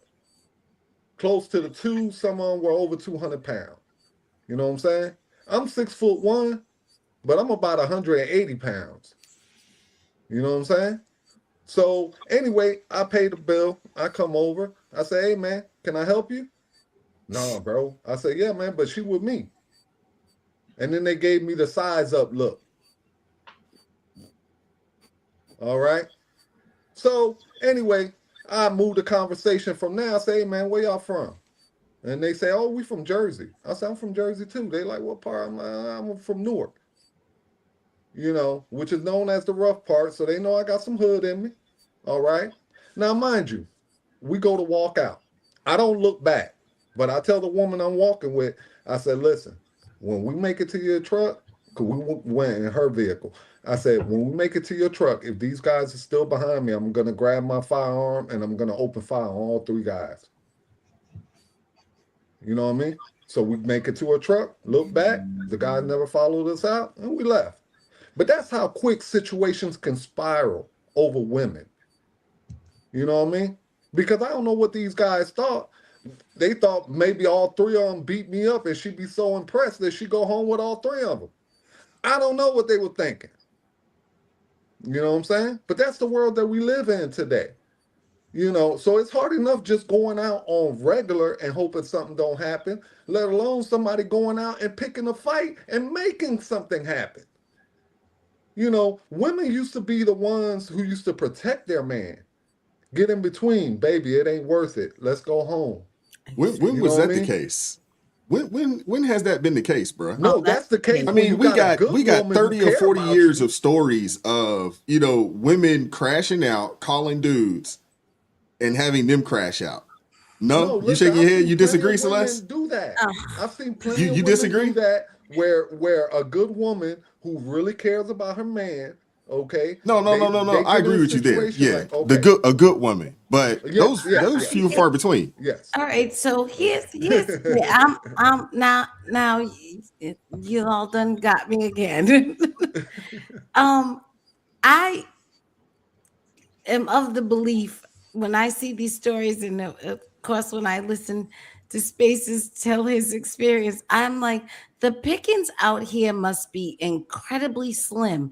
I don't even understand why you all are dating people like this. First of all, I would not be in public arguing with anyone. I wouldn't argue with a woman. I don't know, these women out here are crazy. I'm definitely not arguing with a man in public. I'm definitely not stepping away from my friends. If I'm in a group, I'm not leaving the group. So what? You can come take me on one-on-one with no witnesses? That's stupid. And if I really believed I were in harm's way, I'm calling my father. There's no way I would be calling any of you all.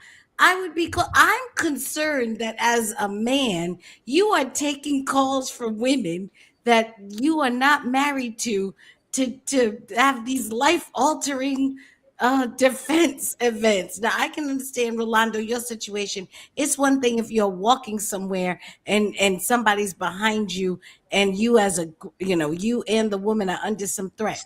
But in general, this woman is not your wife. Paying bills and popping guns and all of that. I was popping no gun for her. I was popping a gun for me. They weren't gonna beat her up. They were gonna beat me up. I exempted you, Rolando.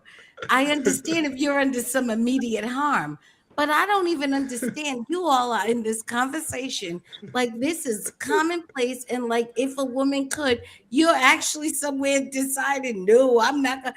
I can't even believe you would date a woman that would call you. She's not calling her father. That's who needs to. If she's in some, honestly, in some harm's way, that is the person that she needs to be calling. You didn't marry her. She knows that. You know that. I don't understand people who are taking on marital responsibilities without being married. Defending me with your life is something your husband does. Paying your bills is something your husband does. I think the reason people are so upset, men are so upset about dating, women are so dissatisfied, is because we're all out of order. We are all playing these roles. We're playing, I'm like your wife, I'm wifey, and I'm like, you're like my husband, and you are assuming duties that don't belong to you, and I'm assuming roles that don't belong to me, and we stay influx and in disappointment. Everybody should stay away from all of that until you decide this is the person you're going to marry, and then they rightfully step into that spot and take on those responsibilities. All of this stuff about, and I'll tell you where it stems from. It stems from sex. If you're not having sex, you don't feel like you need to be calling anybody because you don't feel like they owe you anything. And the men who you're calling don't feel like, well, I might need to go because it's a piece of whatever, rose booty and tragedy and whatever else. Look, everybody needs to stay off of all of that. You need to stop playing relationship and stop playing marriage. Either be with somebody or don't. But all of that, it would never occur to me. I can promise you, if I dated anybody on this panel, you would never get a phone call from me over something important. Well, you do know that the kids of today don't believe in marriage. Let me just say that they don't believe in marriage. But it reminds me of the story in Chicago where the lady was arguing with the man in the hood spot. I don't know if y'all remember that one. And her son had to come in and kill the man. Oh yeah, I remember that. Yeah. We covered that on my pod. Yeah. Yeah. So it's like, why are we arguing with a man? I agree. Like that's the part right there that stems it all off. Just like the girl that was in the store arguing over 25-cent bag of potato chips. Mm-hmm. It's equality stuff. That's what I think. It's everybody's equal, which I keep telling people we're not equal. We're equal with rights. We're not equal. Men are not women and women are not men. But I feel like, especially since I don't even know what happened with this transgender thing. People are like, you can compete with me, but then I'm mad when I lose, but I'm letting men compete with me. So I feel like people are psychologically stupid and not trying to improve that at any moment. Why would you be arguing, just like you said, with anybody, let alone I'm not, as a woman, going to argue with a man because he can slap me at any moment and I'm going to be down. That's just how I think that's going to be. So I'm on that altogether, let alone a woman as well, because it's just not worth it to me. But these people just, in my mind, I think they think that I can just do it because we're equal, because men and women are the same. Think with that thinking, and then put themselves in these dumb situations. And I agree, then these dummies come out here and die over somebody that's not worth it anyway. And I wouldn't even want to call my husband to come out here because I'm arguing with some man. Because his response should be, why are you arguing with some man? Bring yourself home. You know what I mean? So I think the issue with that is, and I think this is where Miss Celeste and I bump heads, is because she thinks in the ideal and I think in the reality. The reality is, if a woman is dealing with a man, let's just dating or in a relationship with a man for a year or 2 years, she's looking at that man as the man that is supposed to be a male, physical, masculine presence in her life. So if she's facing a situation where she's going to fight somebody or like she needs him to intervene, she's going to call the man that she's been dealing with, that she's, and to your point, Miss Celeste, she's been sleeping with, that she is most familiar with. And that's the reality of what happens. So the only way we can live in the ideal situation is if we revert back to arranged marriages, which is not going to happen, at least in Western society. And the reality is she's going to look at her boyfriend. She's going to look at her man or the man that is a masculine presence in her life to intervene in that situation. So that's why it's like, yes, that's for me, the person that I'm dealing, like the in a lot of cases, yes, for men to women and women to men, the pickings are slim. At the same time, there's still a lot of pickings. So if a woman is putting you as a man in a situation where she is the one that's escalating this situation, or she's in this situation, period, she is not a representation of you, and she has no regard for you as a man. Because you as a man, in order for you because you're a man, you have to be willing to defend her, period. So period. I'm gonna go back. Pre-Jesus Crystal, that was in her 20s, didn't know Jesus that well. Yeah, I did fight men in the club. because I was very Lord, toxic. Crystal, what? Oh my God. What?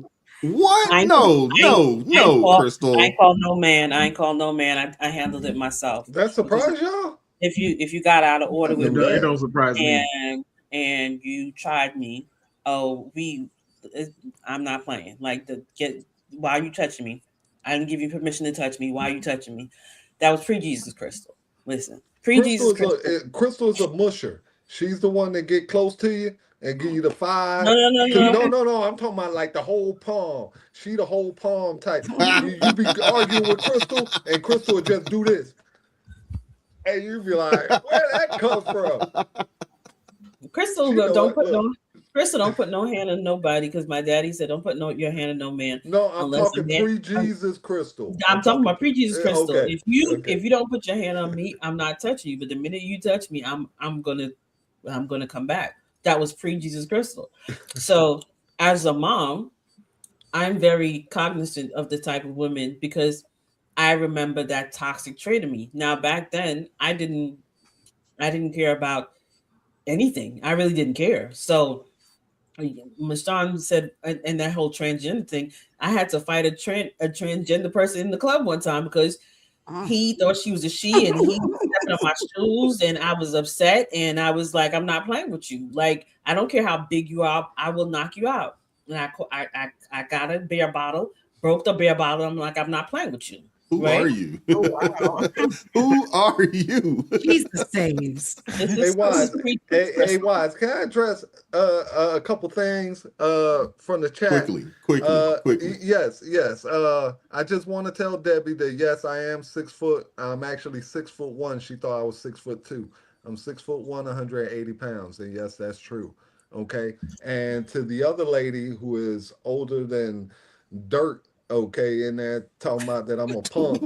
Okay, yeah, you can scroll through the chat if you want to see the little comment. Stop, Rolando. Come on now, Ro. Rolando, let me finish. At the end of the day, Rolando, I just want to address this. I'm not going to attack her. Rolando, All let me I'm going to finish my say thought, is this: please. when it comes to the story that I said, like I said, that was one of those situations where you have 3 guys who are 200 plus pounds. Okay, jumping onto one guy, they can kill a guy. One guy attacking one guy can kill someone, let alone 3. Okay, that is true. So before you go to playing out and saying, "Hey, you wasn't there," okay, and also understand that I do have a lady with me, so things could have got really ugly. I thank God I've been a gun owner since I was 22 years old, concealed weapons, the whole 9. I've never had an incident. And I hope I never will. Okay, this ain't about trying to prove who's the baddest or whatever. This is always about protection. Okay, and protecting yourself doesn't mean that you're not a Christian. So, okay. So what I was saying is, after, I never called a man.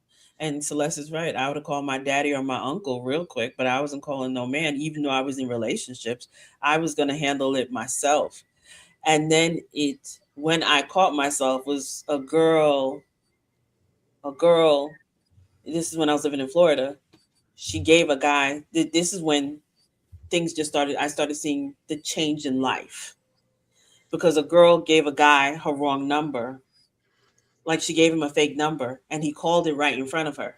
And then he shot her in the face. He shot her in the face. Whoa. Yeah. I remember this. This is when I was living in Florida. This is South Florida, and this is what happened in South Florida. And I remember, once I heard that, it was like, I was like, oh, hold on, I'm playing with my life out here, fighting men, fighting trans. I'm fighting all these people. I'm gonna need to chill out. I was like the little bodyguard when I would go out with my girls and stuff like that. But then I was like, hold on, I'm playing with my life. Now people are, because life started shifting, and people now started pulling out their weapons for something stupid like giving somebody the wrong phone number. He shot her in the face for the wrong phone number. So after that, I was just like, you know what? Let me lay low. And that's why I said, now as a mother, I look at my son and I let him know when I see toxic traits in any girls that he's dating, because that's a toxic trait for a girl to get into some beef with some guy and then call you to come and deal with that situation. That's a very toxic trait. You ain't supposed to be arguing with no man. Like I said, the place that I was in, I was not in a good place. So me trying to fight a man and so on and so forth, that's because I was not in a good place. So I didn't care. So seeing that in another girl around my son and knowing that they would you're putting that man in danger. And ever since after that, when I'm in relationships and things, I'm not arguing with no man. I will walk away from a situation because in my mind, I have too much to lose. I have children to live for. I have things to do. I have too much to lose to be busy fighting no man, fighting no woman, fighting no trans. I have no time to be fighting nobody. That was 20s when I didn't know any better. But now I'm older, I'm wiser. I'm not going to do that, and I will lead my children the correct way. So I agree that he should dump her because he's absolutely right. Why were you in the club fighting? Why were you in the club first of all without me? Why were you in the club arguing with some man without me? Why were you even arguing with a man? Like, why were you doing all those things? And I agree with Celeste, where it is where because people have that idea of we want wifey and husband benefits without having that type of relationship. And that only comes because you're sleeping with that person. Because once you start sleeping with that person, you really think that now this is a whole nother level. When you remove that sleeping aspect out of it, you treat it as I'm just dating you and trying to see what kind of future I have with you. I'm just curious, man. It's like when it comes to what Rolando just spoke on, everybody except myself, I don't say everybody, but the people on this panel, jumped on him talking about, come on, Rolando, about his response to disrespect and not the person that disrespected him. What's up with that? Yeah, she calling me all types of punks in the chat and all this and that. No, Listen, Spaces. I only told Rolando stop because Rolando tends to do that when I'm talking. He usually cuts me off and then I forget what I was talking about. Like literally all the time. That's why people, my neighbors, my sister, they all be like, Crystal, why are you always yelling? I said, because Rolando always cuts me off when I'm speaking every single time. I don't know if you've noticed that, but whenever I'm talking, he cuts me off. And I'm okay with it, but I'm just saying that's what happened. So I told him, stop, let me finish, say what I'm saying. Okay, well, the woman in the chat's attacking me. She's calling me all types of punks, And to be honest, the only women who ever talked to me like that are women who I've hit back in the day, and now they mad that I ain't with them no more. We was ready to so they got that bitter. So I think that's one of those. You know what I'm saying? I'm sorry, baby. You don't even let us, bro. You won't let us. Golly, dude. Well, Goodness gracious. I'm just trying to explain to her that it didn't work out and I had to move on. You know what I'm saying? Now she found me and now she gonna bash me in the chat and try to make it seem like it's about what we talking about. But it's not. I could tell she missed me. Let me get into super chats, bro. Shout out to Frederick Howard with the $5 super chat. Says the Cheryl Underwood interview with Shannon Sharpe needs to be looked at. She broke it down. He leads. I don't know if you guys had a chance to see that. That's actually a pretty decent interview. Shout out to Rochester coming through with the $10 super chat. Says after listening to this, I think I love black women. LOL. Where's the nearest Baptist church? Goodness. Uh-oh. We're going to keep it moving. Hit that like button for me. What? I saw Candace last night at Pre-Bay with some other nigga. What nigga? Her dude? No, another nigga, like I said. No, she was in that motherfucker, man. Arms like this, sipping out of each other cups and some more shit. I'm like, damn. My Candace? Yo, Candace. And she saw me and started trying to cover up her face and hide and shit. But I'm like, hey, I did this like, ain't my problem, ain't my business. Ain't like you cheating on my brother or best friend or no shit. But damn, that's crazy. Her and that nigga been together that long and she out it. Then she in a public place doing it. Like, that's how you ran across me. Hugged up. Yeah. With man. Another man? Another man. Your friend. Okay. Yeah, no. Shit. Yeah, you can't hang with her no more, man. No. Why I can't hang with her no more? She on some cheating. You a married woman, and you know what I'm saying? Perception is What everything. she got to do with me? Everything. Birds of a feather flock together, right? That's not true. I'm a grown woman. You a grown woman that can be that's enabling another grown woman to feel it's okay to cheat by you First hanging of all, I around. didn't know she was doing that. Second of all, But now you know. Okay, but you And I doubt if you don't know. Every friend tell their girlfriend what they doing with their little scandals and shit. First of all, we've been friends for 15 I don't years. go for you been friends for a lifetime. You can't hang with her no more, Ashley. What? Stanley. Ashley, listen. What do it look like you as a married woman walking around the city with a woman who don't respect her union with her husband? How you know if he respect their union? This ain't about him. I'm talking about her. How you know that ain't no open relationship? No open marriage. Who trying to break up their marriage? I'm telling you, you can't hang with her. I'm not saying I'm finna talk to the nigga about what I seen Candace doing. I'm saying you can't. But get about association, Ashley.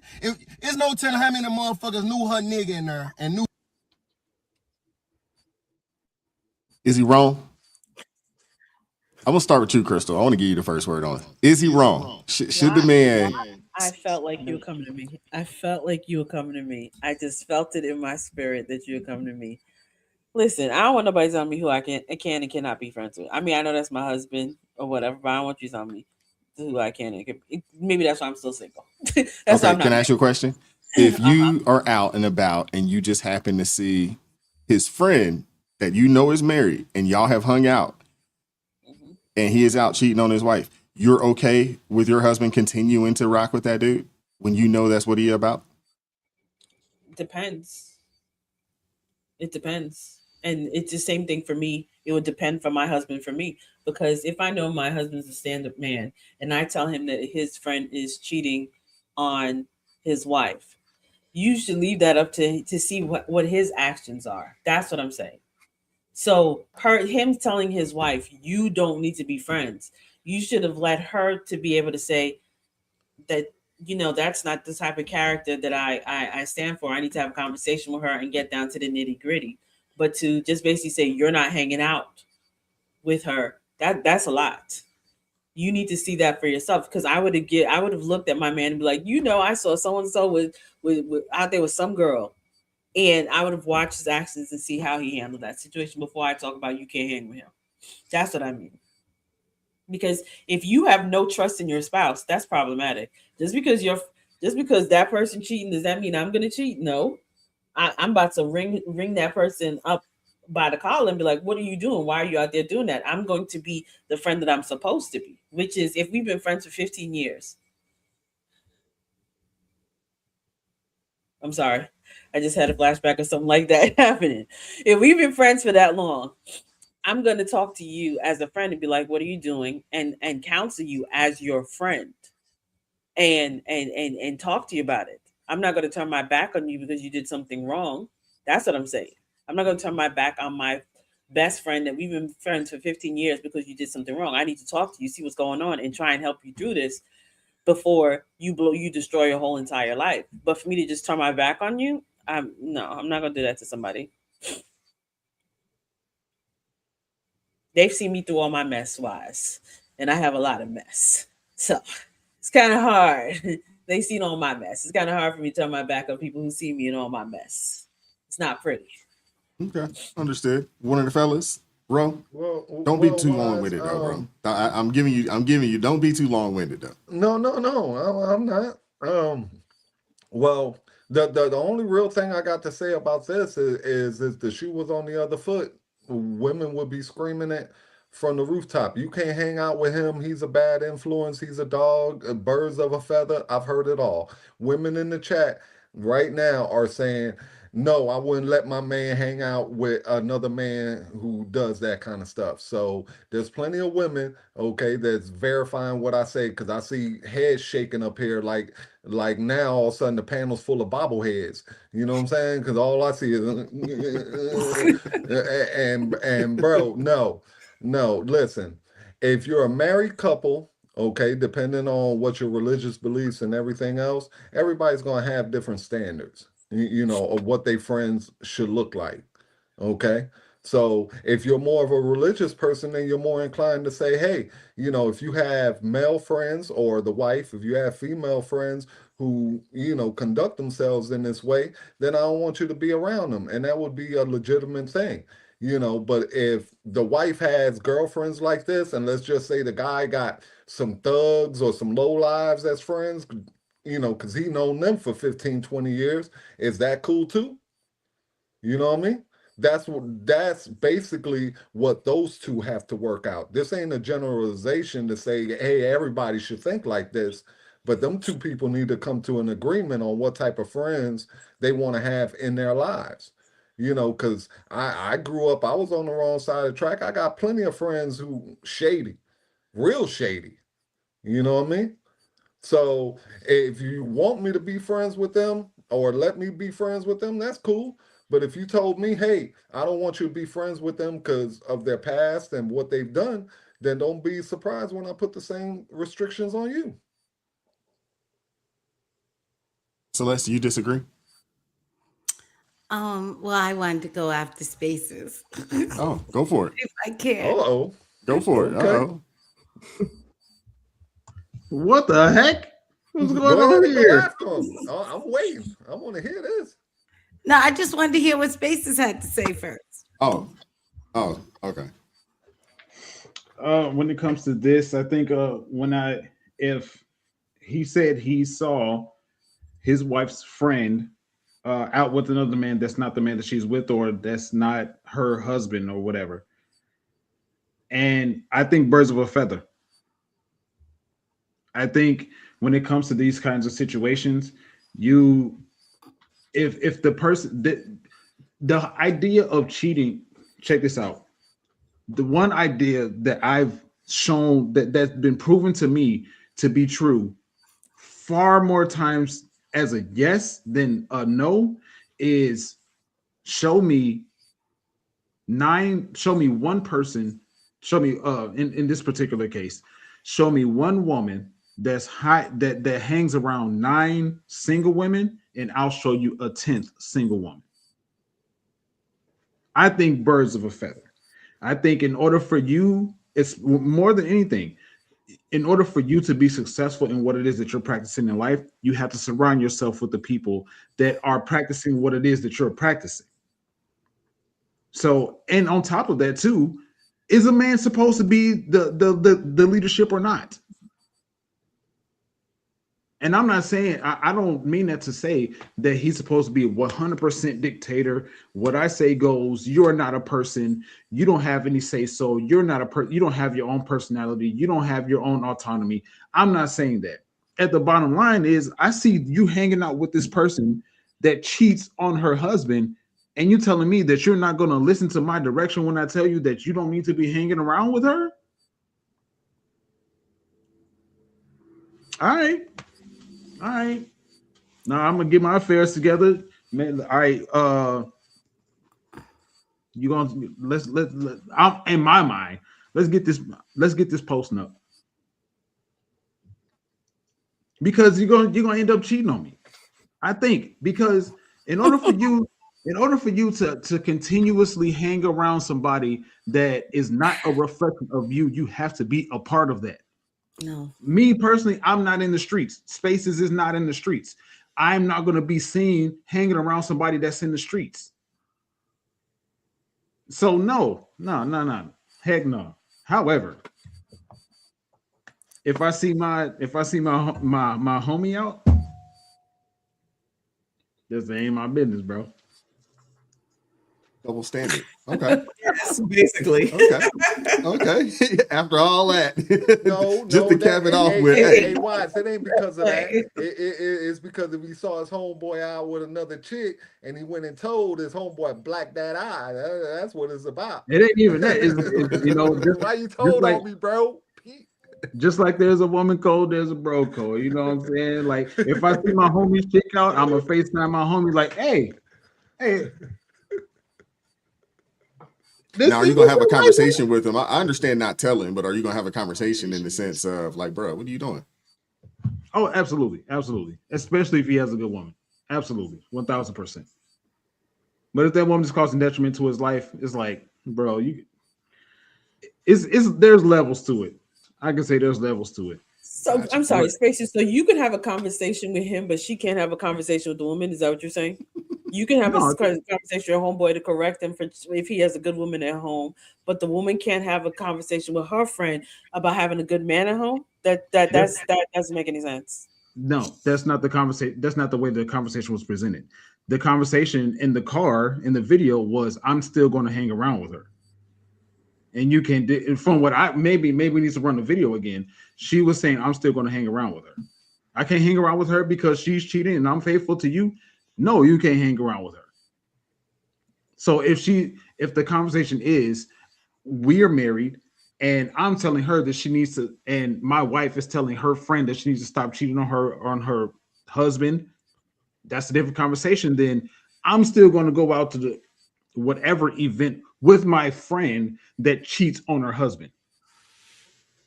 You see the difference? Well, that wasn't how I saw it. I saw it as that when I see he says my friend is cheating on her man and telling me not to hang out with her. Why I can't even have a conversation with my friend? I'm going to have a conversation with her because if I take my vows seriously, I'm going to have a conversation with my friend because your character.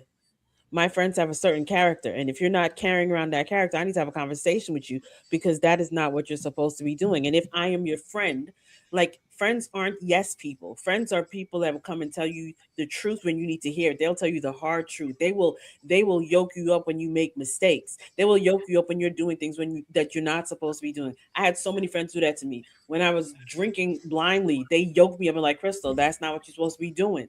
So that's what friends are supposed to be. So if she's truly a friend 15 years in and she found out that her friend is out here cheating, no, I want to have a conversation with my friend and we need to get down to the nitty gritty because what in the world are you doing out there? That is not what you're supposed to be doing. So that's how I see it. So Crystal, let me ask you a question. Let me ask you a question right quick. So I think that if you're going to tell the man that he can't hang out with certain friends or whatever, then what do you feel about there being some kind of double standard? Because if one tells one not to do it, the other should be able to say, I would never tell the man that. I said I would never tell the man that either. Okay. I never said I wouldn't tell the man you can't hang with him. Why would I tell him that? I agree with you. No, I know. I'm saying if we don't have trust amongst each other, then what? Then we don't have a relationship. If you don't have trust, you have nothing at all. No, so I agree with that. The only thing I think is when there's a problem is that when one tries to tell the other, no, I agree with that. Hey, don't do this, and then the other one goes and still hangs out with whoever. No, I wouldn't do that. Yeah, I believe in it being. I don't believe in the double standard, but I believe that true friendships, all of y'all, we build a big bond, a wonderful friendship, and somebody's slipping, and we've been friends for years and years. You do something wrong, I'm not going to drop you because you did something wrong. I'm going to have a conversation with you because I really hold the word friend, the definition of friend, to my heart. Like we're friends for life. That means I'm sitting here. If you mess up, I'm going to have a conversation with you. If you're doing something that's out of your character, we need to figure out why are you doing this out of your character? Do we need to pray together? That's what I'm going to do. No, I just like to know that basically it's just even across the board. So I don't mind. See, I have security, so I don't mind. Let's just say, if this chick wanted to go still hang out with her friend who's a cheater, that's fine with me because I trust in my girl. Okay, and that's totally cool. The only problem I would have a problem with is if that girl came home and was like, "Hey, I don't like so and so," or "I don't like so and so." That would rub me the wrong way because I'm like, "Yo, I don't judge who you hang out with. I trust in you coming home and doing the right thing. So you need to have that same amount of trust that I have in you. You need to have that in me, and that's the only thing." But outside of that, I really don't care who she hang out with because if I pick her to be my girl, that means I have some kind of trust in her. Why would you hang around somebody that doesn't reflect the life that you live? Hey man, I've been in a room full of drug dealers. I don't sell drugs. I was about to say something. I was going to say the same thing. I was in a room with a bunch of people that smoke the devil's lettuce. I've never touched it. Absolutely. that's fine. But this isn't necessarily well, I don't ask that question from a standpoint of individual perception. I'm talking about outside perception, because we like to dance the line and say, I don't care about people's opinion. But at the same time, we use the phrase people think. Why would you hang around somebody that doesn't reflect the life that you live as an individual? So Spaces, you make, why would you make I? a mistake. No, I'm just asking, if you mess up, you slip up. Let's just say you slip up and cheat. You want all your friends to turn on their back on you instead of having a conversation with you and trying to, because you may be hurting about something, you may be dealing with something, you may be going through something.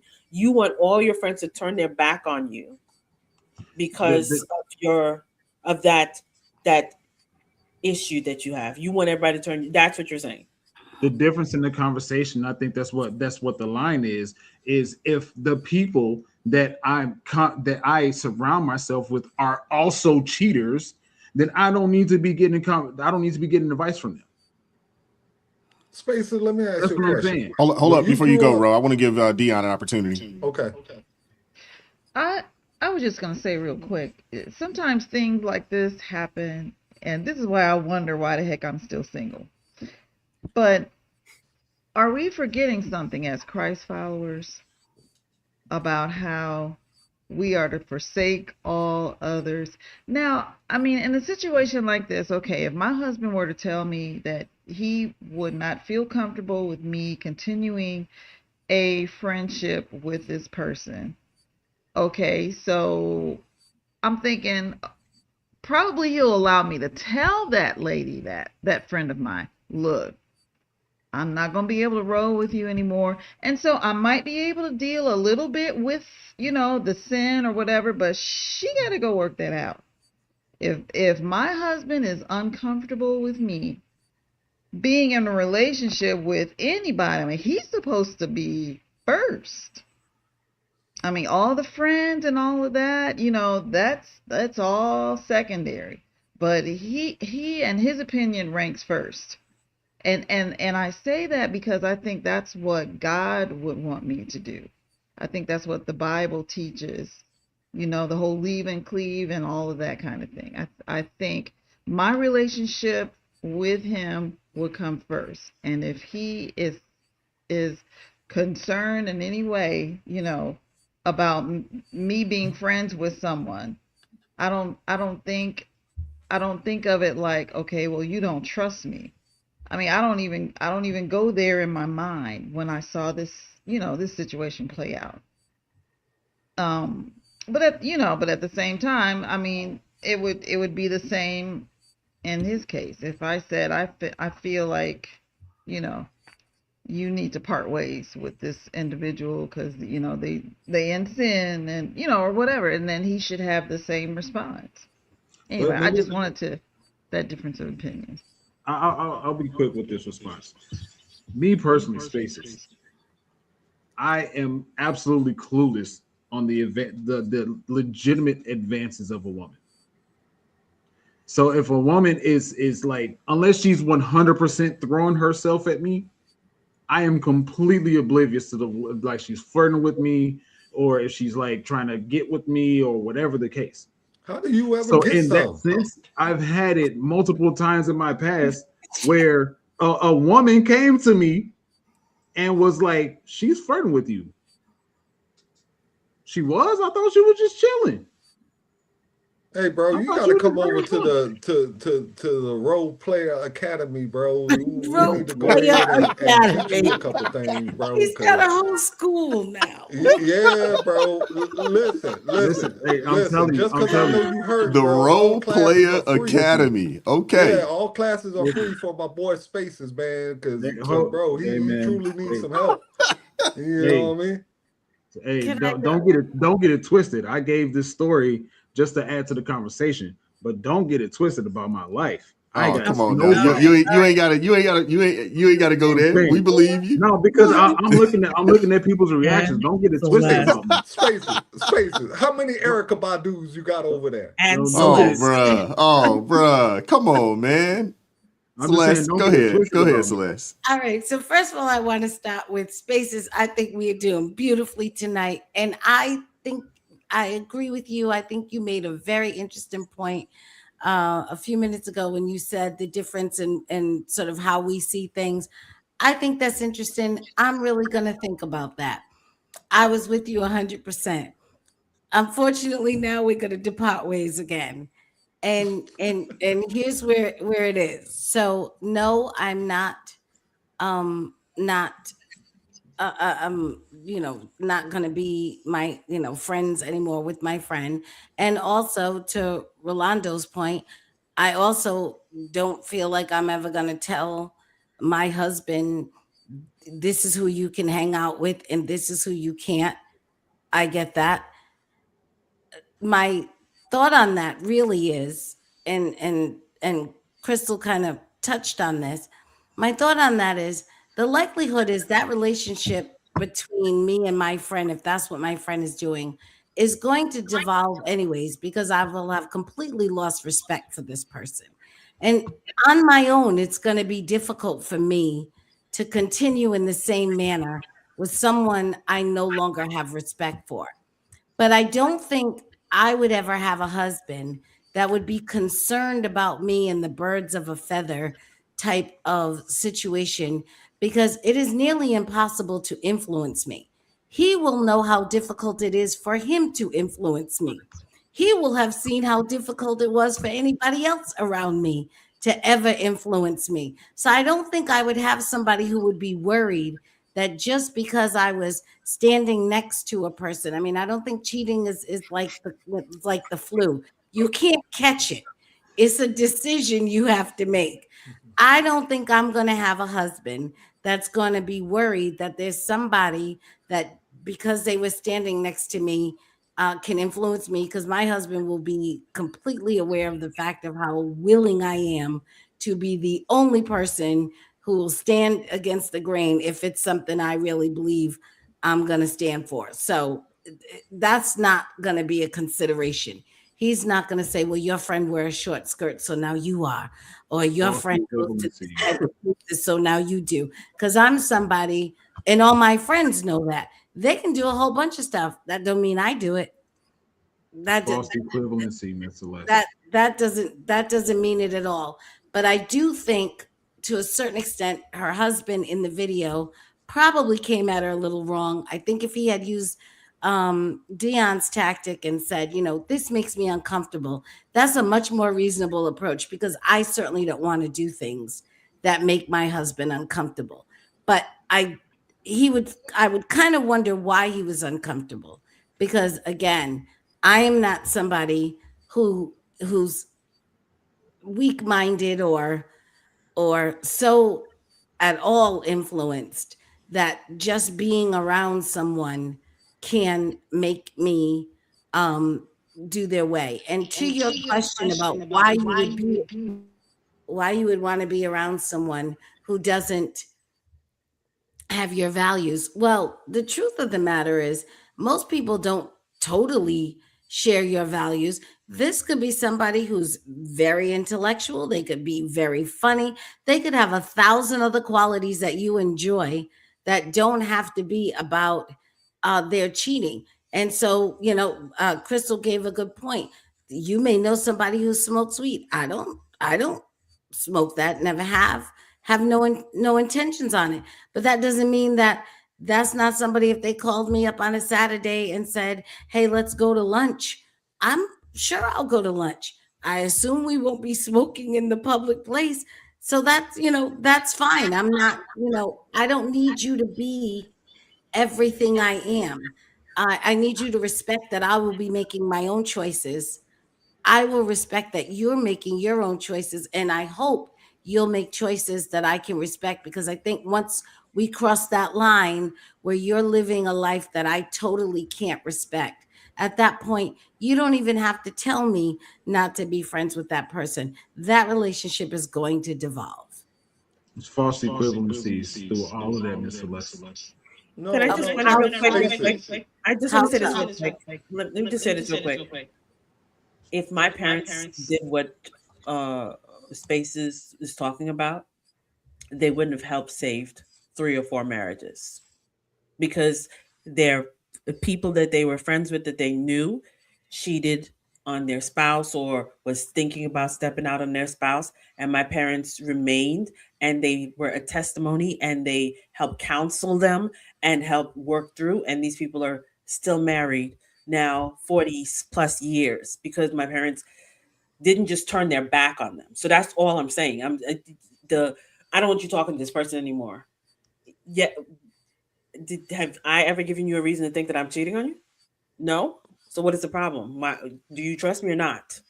That's what I'm talking about. If we have true, and my parents, these are friends that my parents have known since they were kids.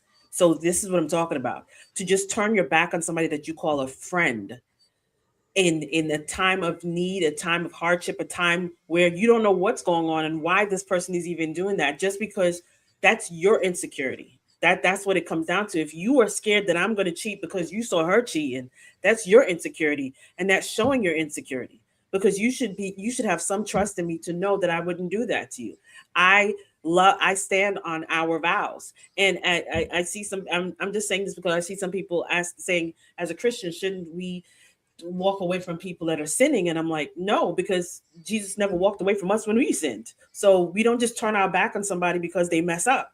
We seek God's guidance, but we can be a counselor to them. That's all I'm saying.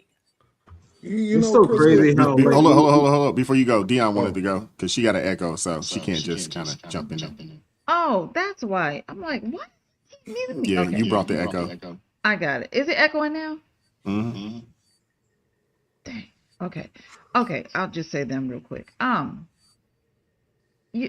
was just gonna say that I don't know. Just about how the Bible speaks about sexual sin and how serious it is, and I mean it's different if it's a situation where the husband and the wife together agree and they're counseling that particular friend. I definitely see what you mean there, and that's very admirable that your parents were able to help in an instance like that. But if it's not a situation like that where you're gonna, come together, you're in a place where you can counsel. If it's not a situation like that, there are just times where the Bible even talks about, how we should remove ourselves from sexual sin and those who are engaging in it, because not in a sense that I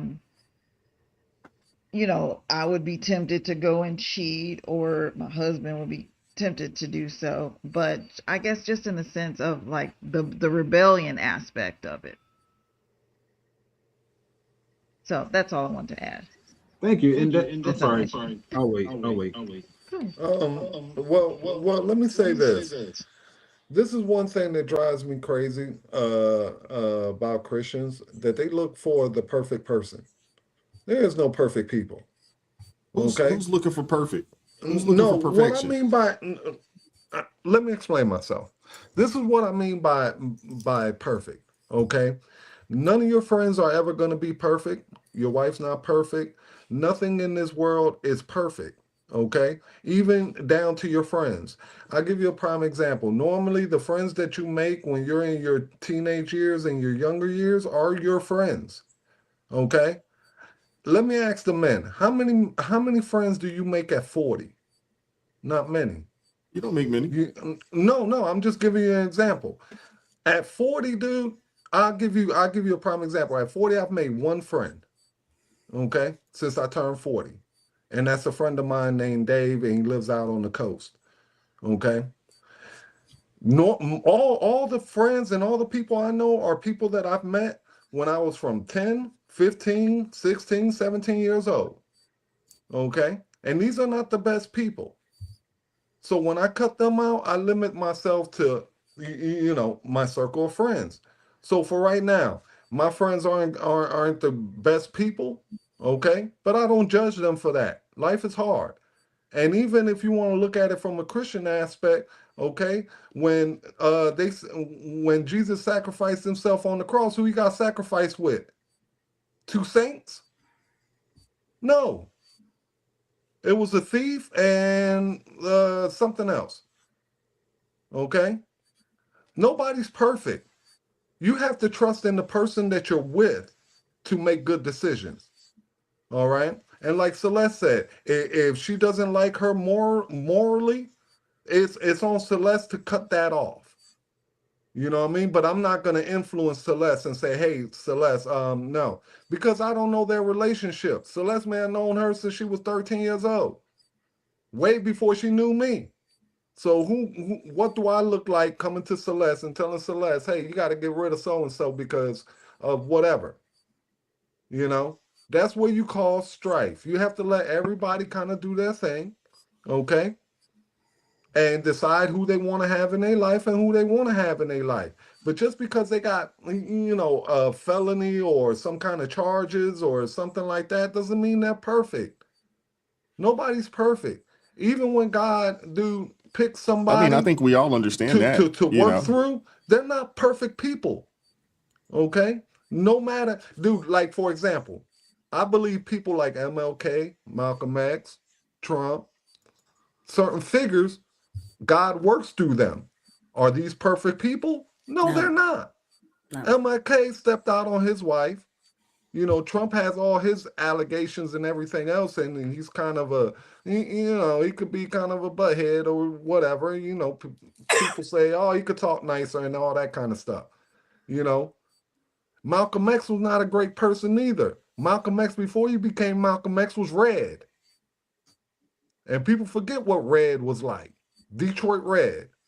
Okay, look it up. So these are not perfect people. And we need to stop acting and stop looking for these perfect people. They don't exist. God only makes people, and people are flawed. Okay? So accept it for that. I don't know I'm how just we got saying, on people are flawed. Stop looking for absolutely. perfection. Absolutely. But hey, Spaces, I'm not gonna let you go. We're going on 12 o'clock, bro. I'm tired, bro. I'm tired, boss. I'll just be super quick. It's like, is he the leader or is he not? Is he supposed to be is he supposed to be the head of your life or not? Is he supposed to have discernment for the life of the future of the family as it pertains to how the people you surround yourself with? But or Spaces, not? you're the head of the family, not the dictator of the family, bro. What? Nope. You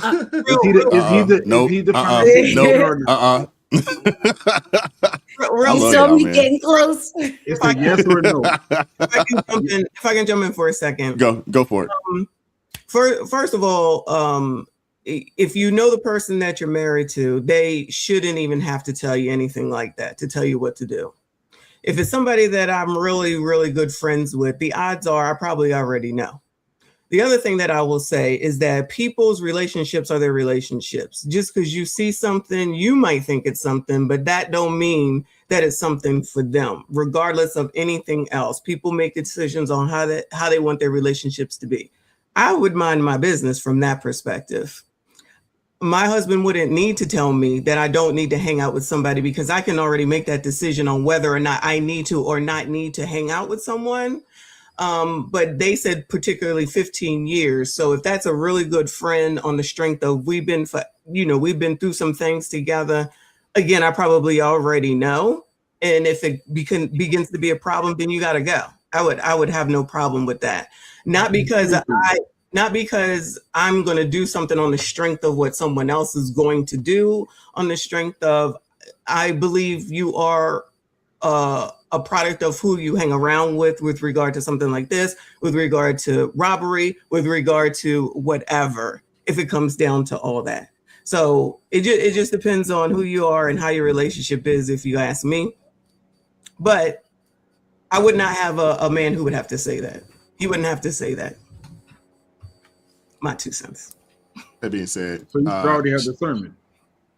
Of course. Yeah. Shout out to Godswin Boom joining the ARP family. Appreciate you, man. Thank you very much. Shout out to Greg Williams with the $20 super chat. Says, Wise, thank you for saying Dakara Thompson's name. Her death shook me to the core. Appreciate you, bro. Shout out to is it Grove Talk? $5 super chat says, see how the ladies going to emotions? The men just dealt with the action itself. Again, men and women aren't the same. Dr. Messi Michon Esquire. All right, now.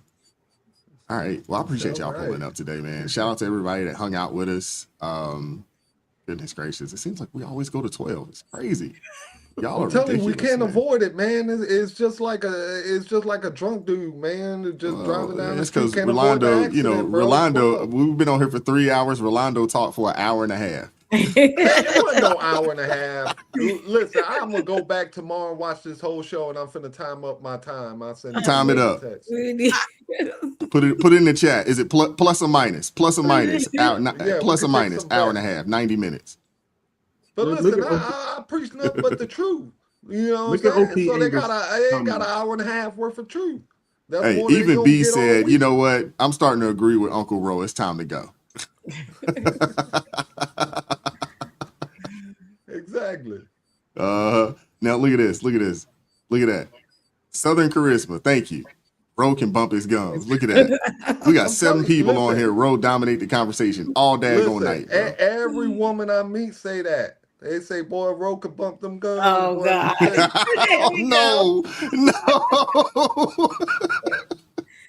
no, Oh Lord, have mercy. you didn't have Don't to change. Just don't change. be you, bro.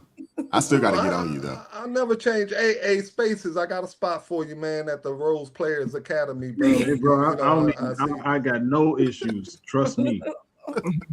Well, bro, it seems disrespectful. like your woman radar is broken, bro, because you can't pick I up got no signals. issues. Trust me. Dude, So you like disrespectful. the Chinese air defense in Venezuela, bro. You can't pick up nothing on your radar. What's going on? Bro, don't go there, bro. Oh no. Don't go there. Because I steal your woman. All right. What are we doing, man? I'm sorry, Melissa. My NyQuil is kicking in. That's why I look like I'm out of it because my NyQuil is. Hey, NyQuil Crystal, kicking you in. want a It's time to recipe go. for a hot toddy? Crystal trying to wrap her hair up. You know what I'm saying?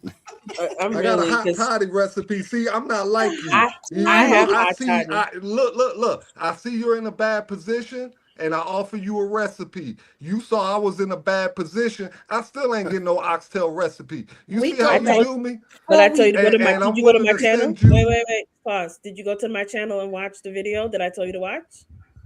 No, I That did had the not. recipe on it? Oh, No, okay I did then. not. I That's gave you because instructions. You chose not to do it. That's not no, my that's fault. because somebody told me that you did it in Trinidadian. I don't speak Trinidadian. You know what I I'm only saying? speak English. I don't know what you're Oh, talking about. I only okay. speak Oh, English. okay. See, Why? they lying to me in the chat. They be lying to me in the Why? chat. Where's Yes. AT when you need him? I know, seriously. Where's Seriously. I just gave one example. Don't run with it. Oh man. Thank you guys for pulling up today. I hope you guys enjoyed the late shift. It was actually pretty good today. And we had a lot of folks hang out with us pretty much all day. I'm sorry. I did not mean for us to go to 12 o'clock. But shout out to Rolando. I get the blame. Shout out to Rolando. Spaces Hey, was the one who took up the show today. He was the the star. consensus in the chat is you, bruh. Rolando. We got to is put the we got to put a poll Oh, up for next man. week. We're gonna put a poll up for next week, okay? Listen, I think the chat is starting not to be able to tell me and Spaces alike. Oh no, they can tell the You know, difference. apart. They just They like know the these two difference. dudes. Nah, they are called too you light. Common. They called him ludicrous. Yes. Well, they both light skinned. We getting It's out of all here, right. man. I appreciate you guys pulling up today, man. We'll be back next week, 9 o'clock, late shift next week, Wednesday, man. Y'all take care, man. We'll see y'all on Friday for ARP in the morning, man. Come hang out with us. Oh, Come check us Wise, I out, meant to man. tell you. Hold on. I meant to tell you. I also sent email to the local strip club for sponsorship. So if they come through, Did you you know what I'm really saying? stop that when I'm trying to go to bed? And You I know, just told you listen, about we can NyQuil. make a lot of money, but it's all gonna be in ones. Please don't. This I channel just want to is throw about that out common there. sense. W. Phillips. Please don't listen to Ro. This is a channel of common sense, not I'm telling you, I foolishness. know the guy from Cleo's. I'm telling you, he's gonna hook us up. I'll get with you on that. Leos. We getting out of here. We getting out of here. Y'all take care, man. God bless y'all, man. We out. Peace. It's the late shift crew, you already know. Handling this, stacking chips, money flow. It is what it is. Don't play with me. I'm on time, but it's the late shift. See.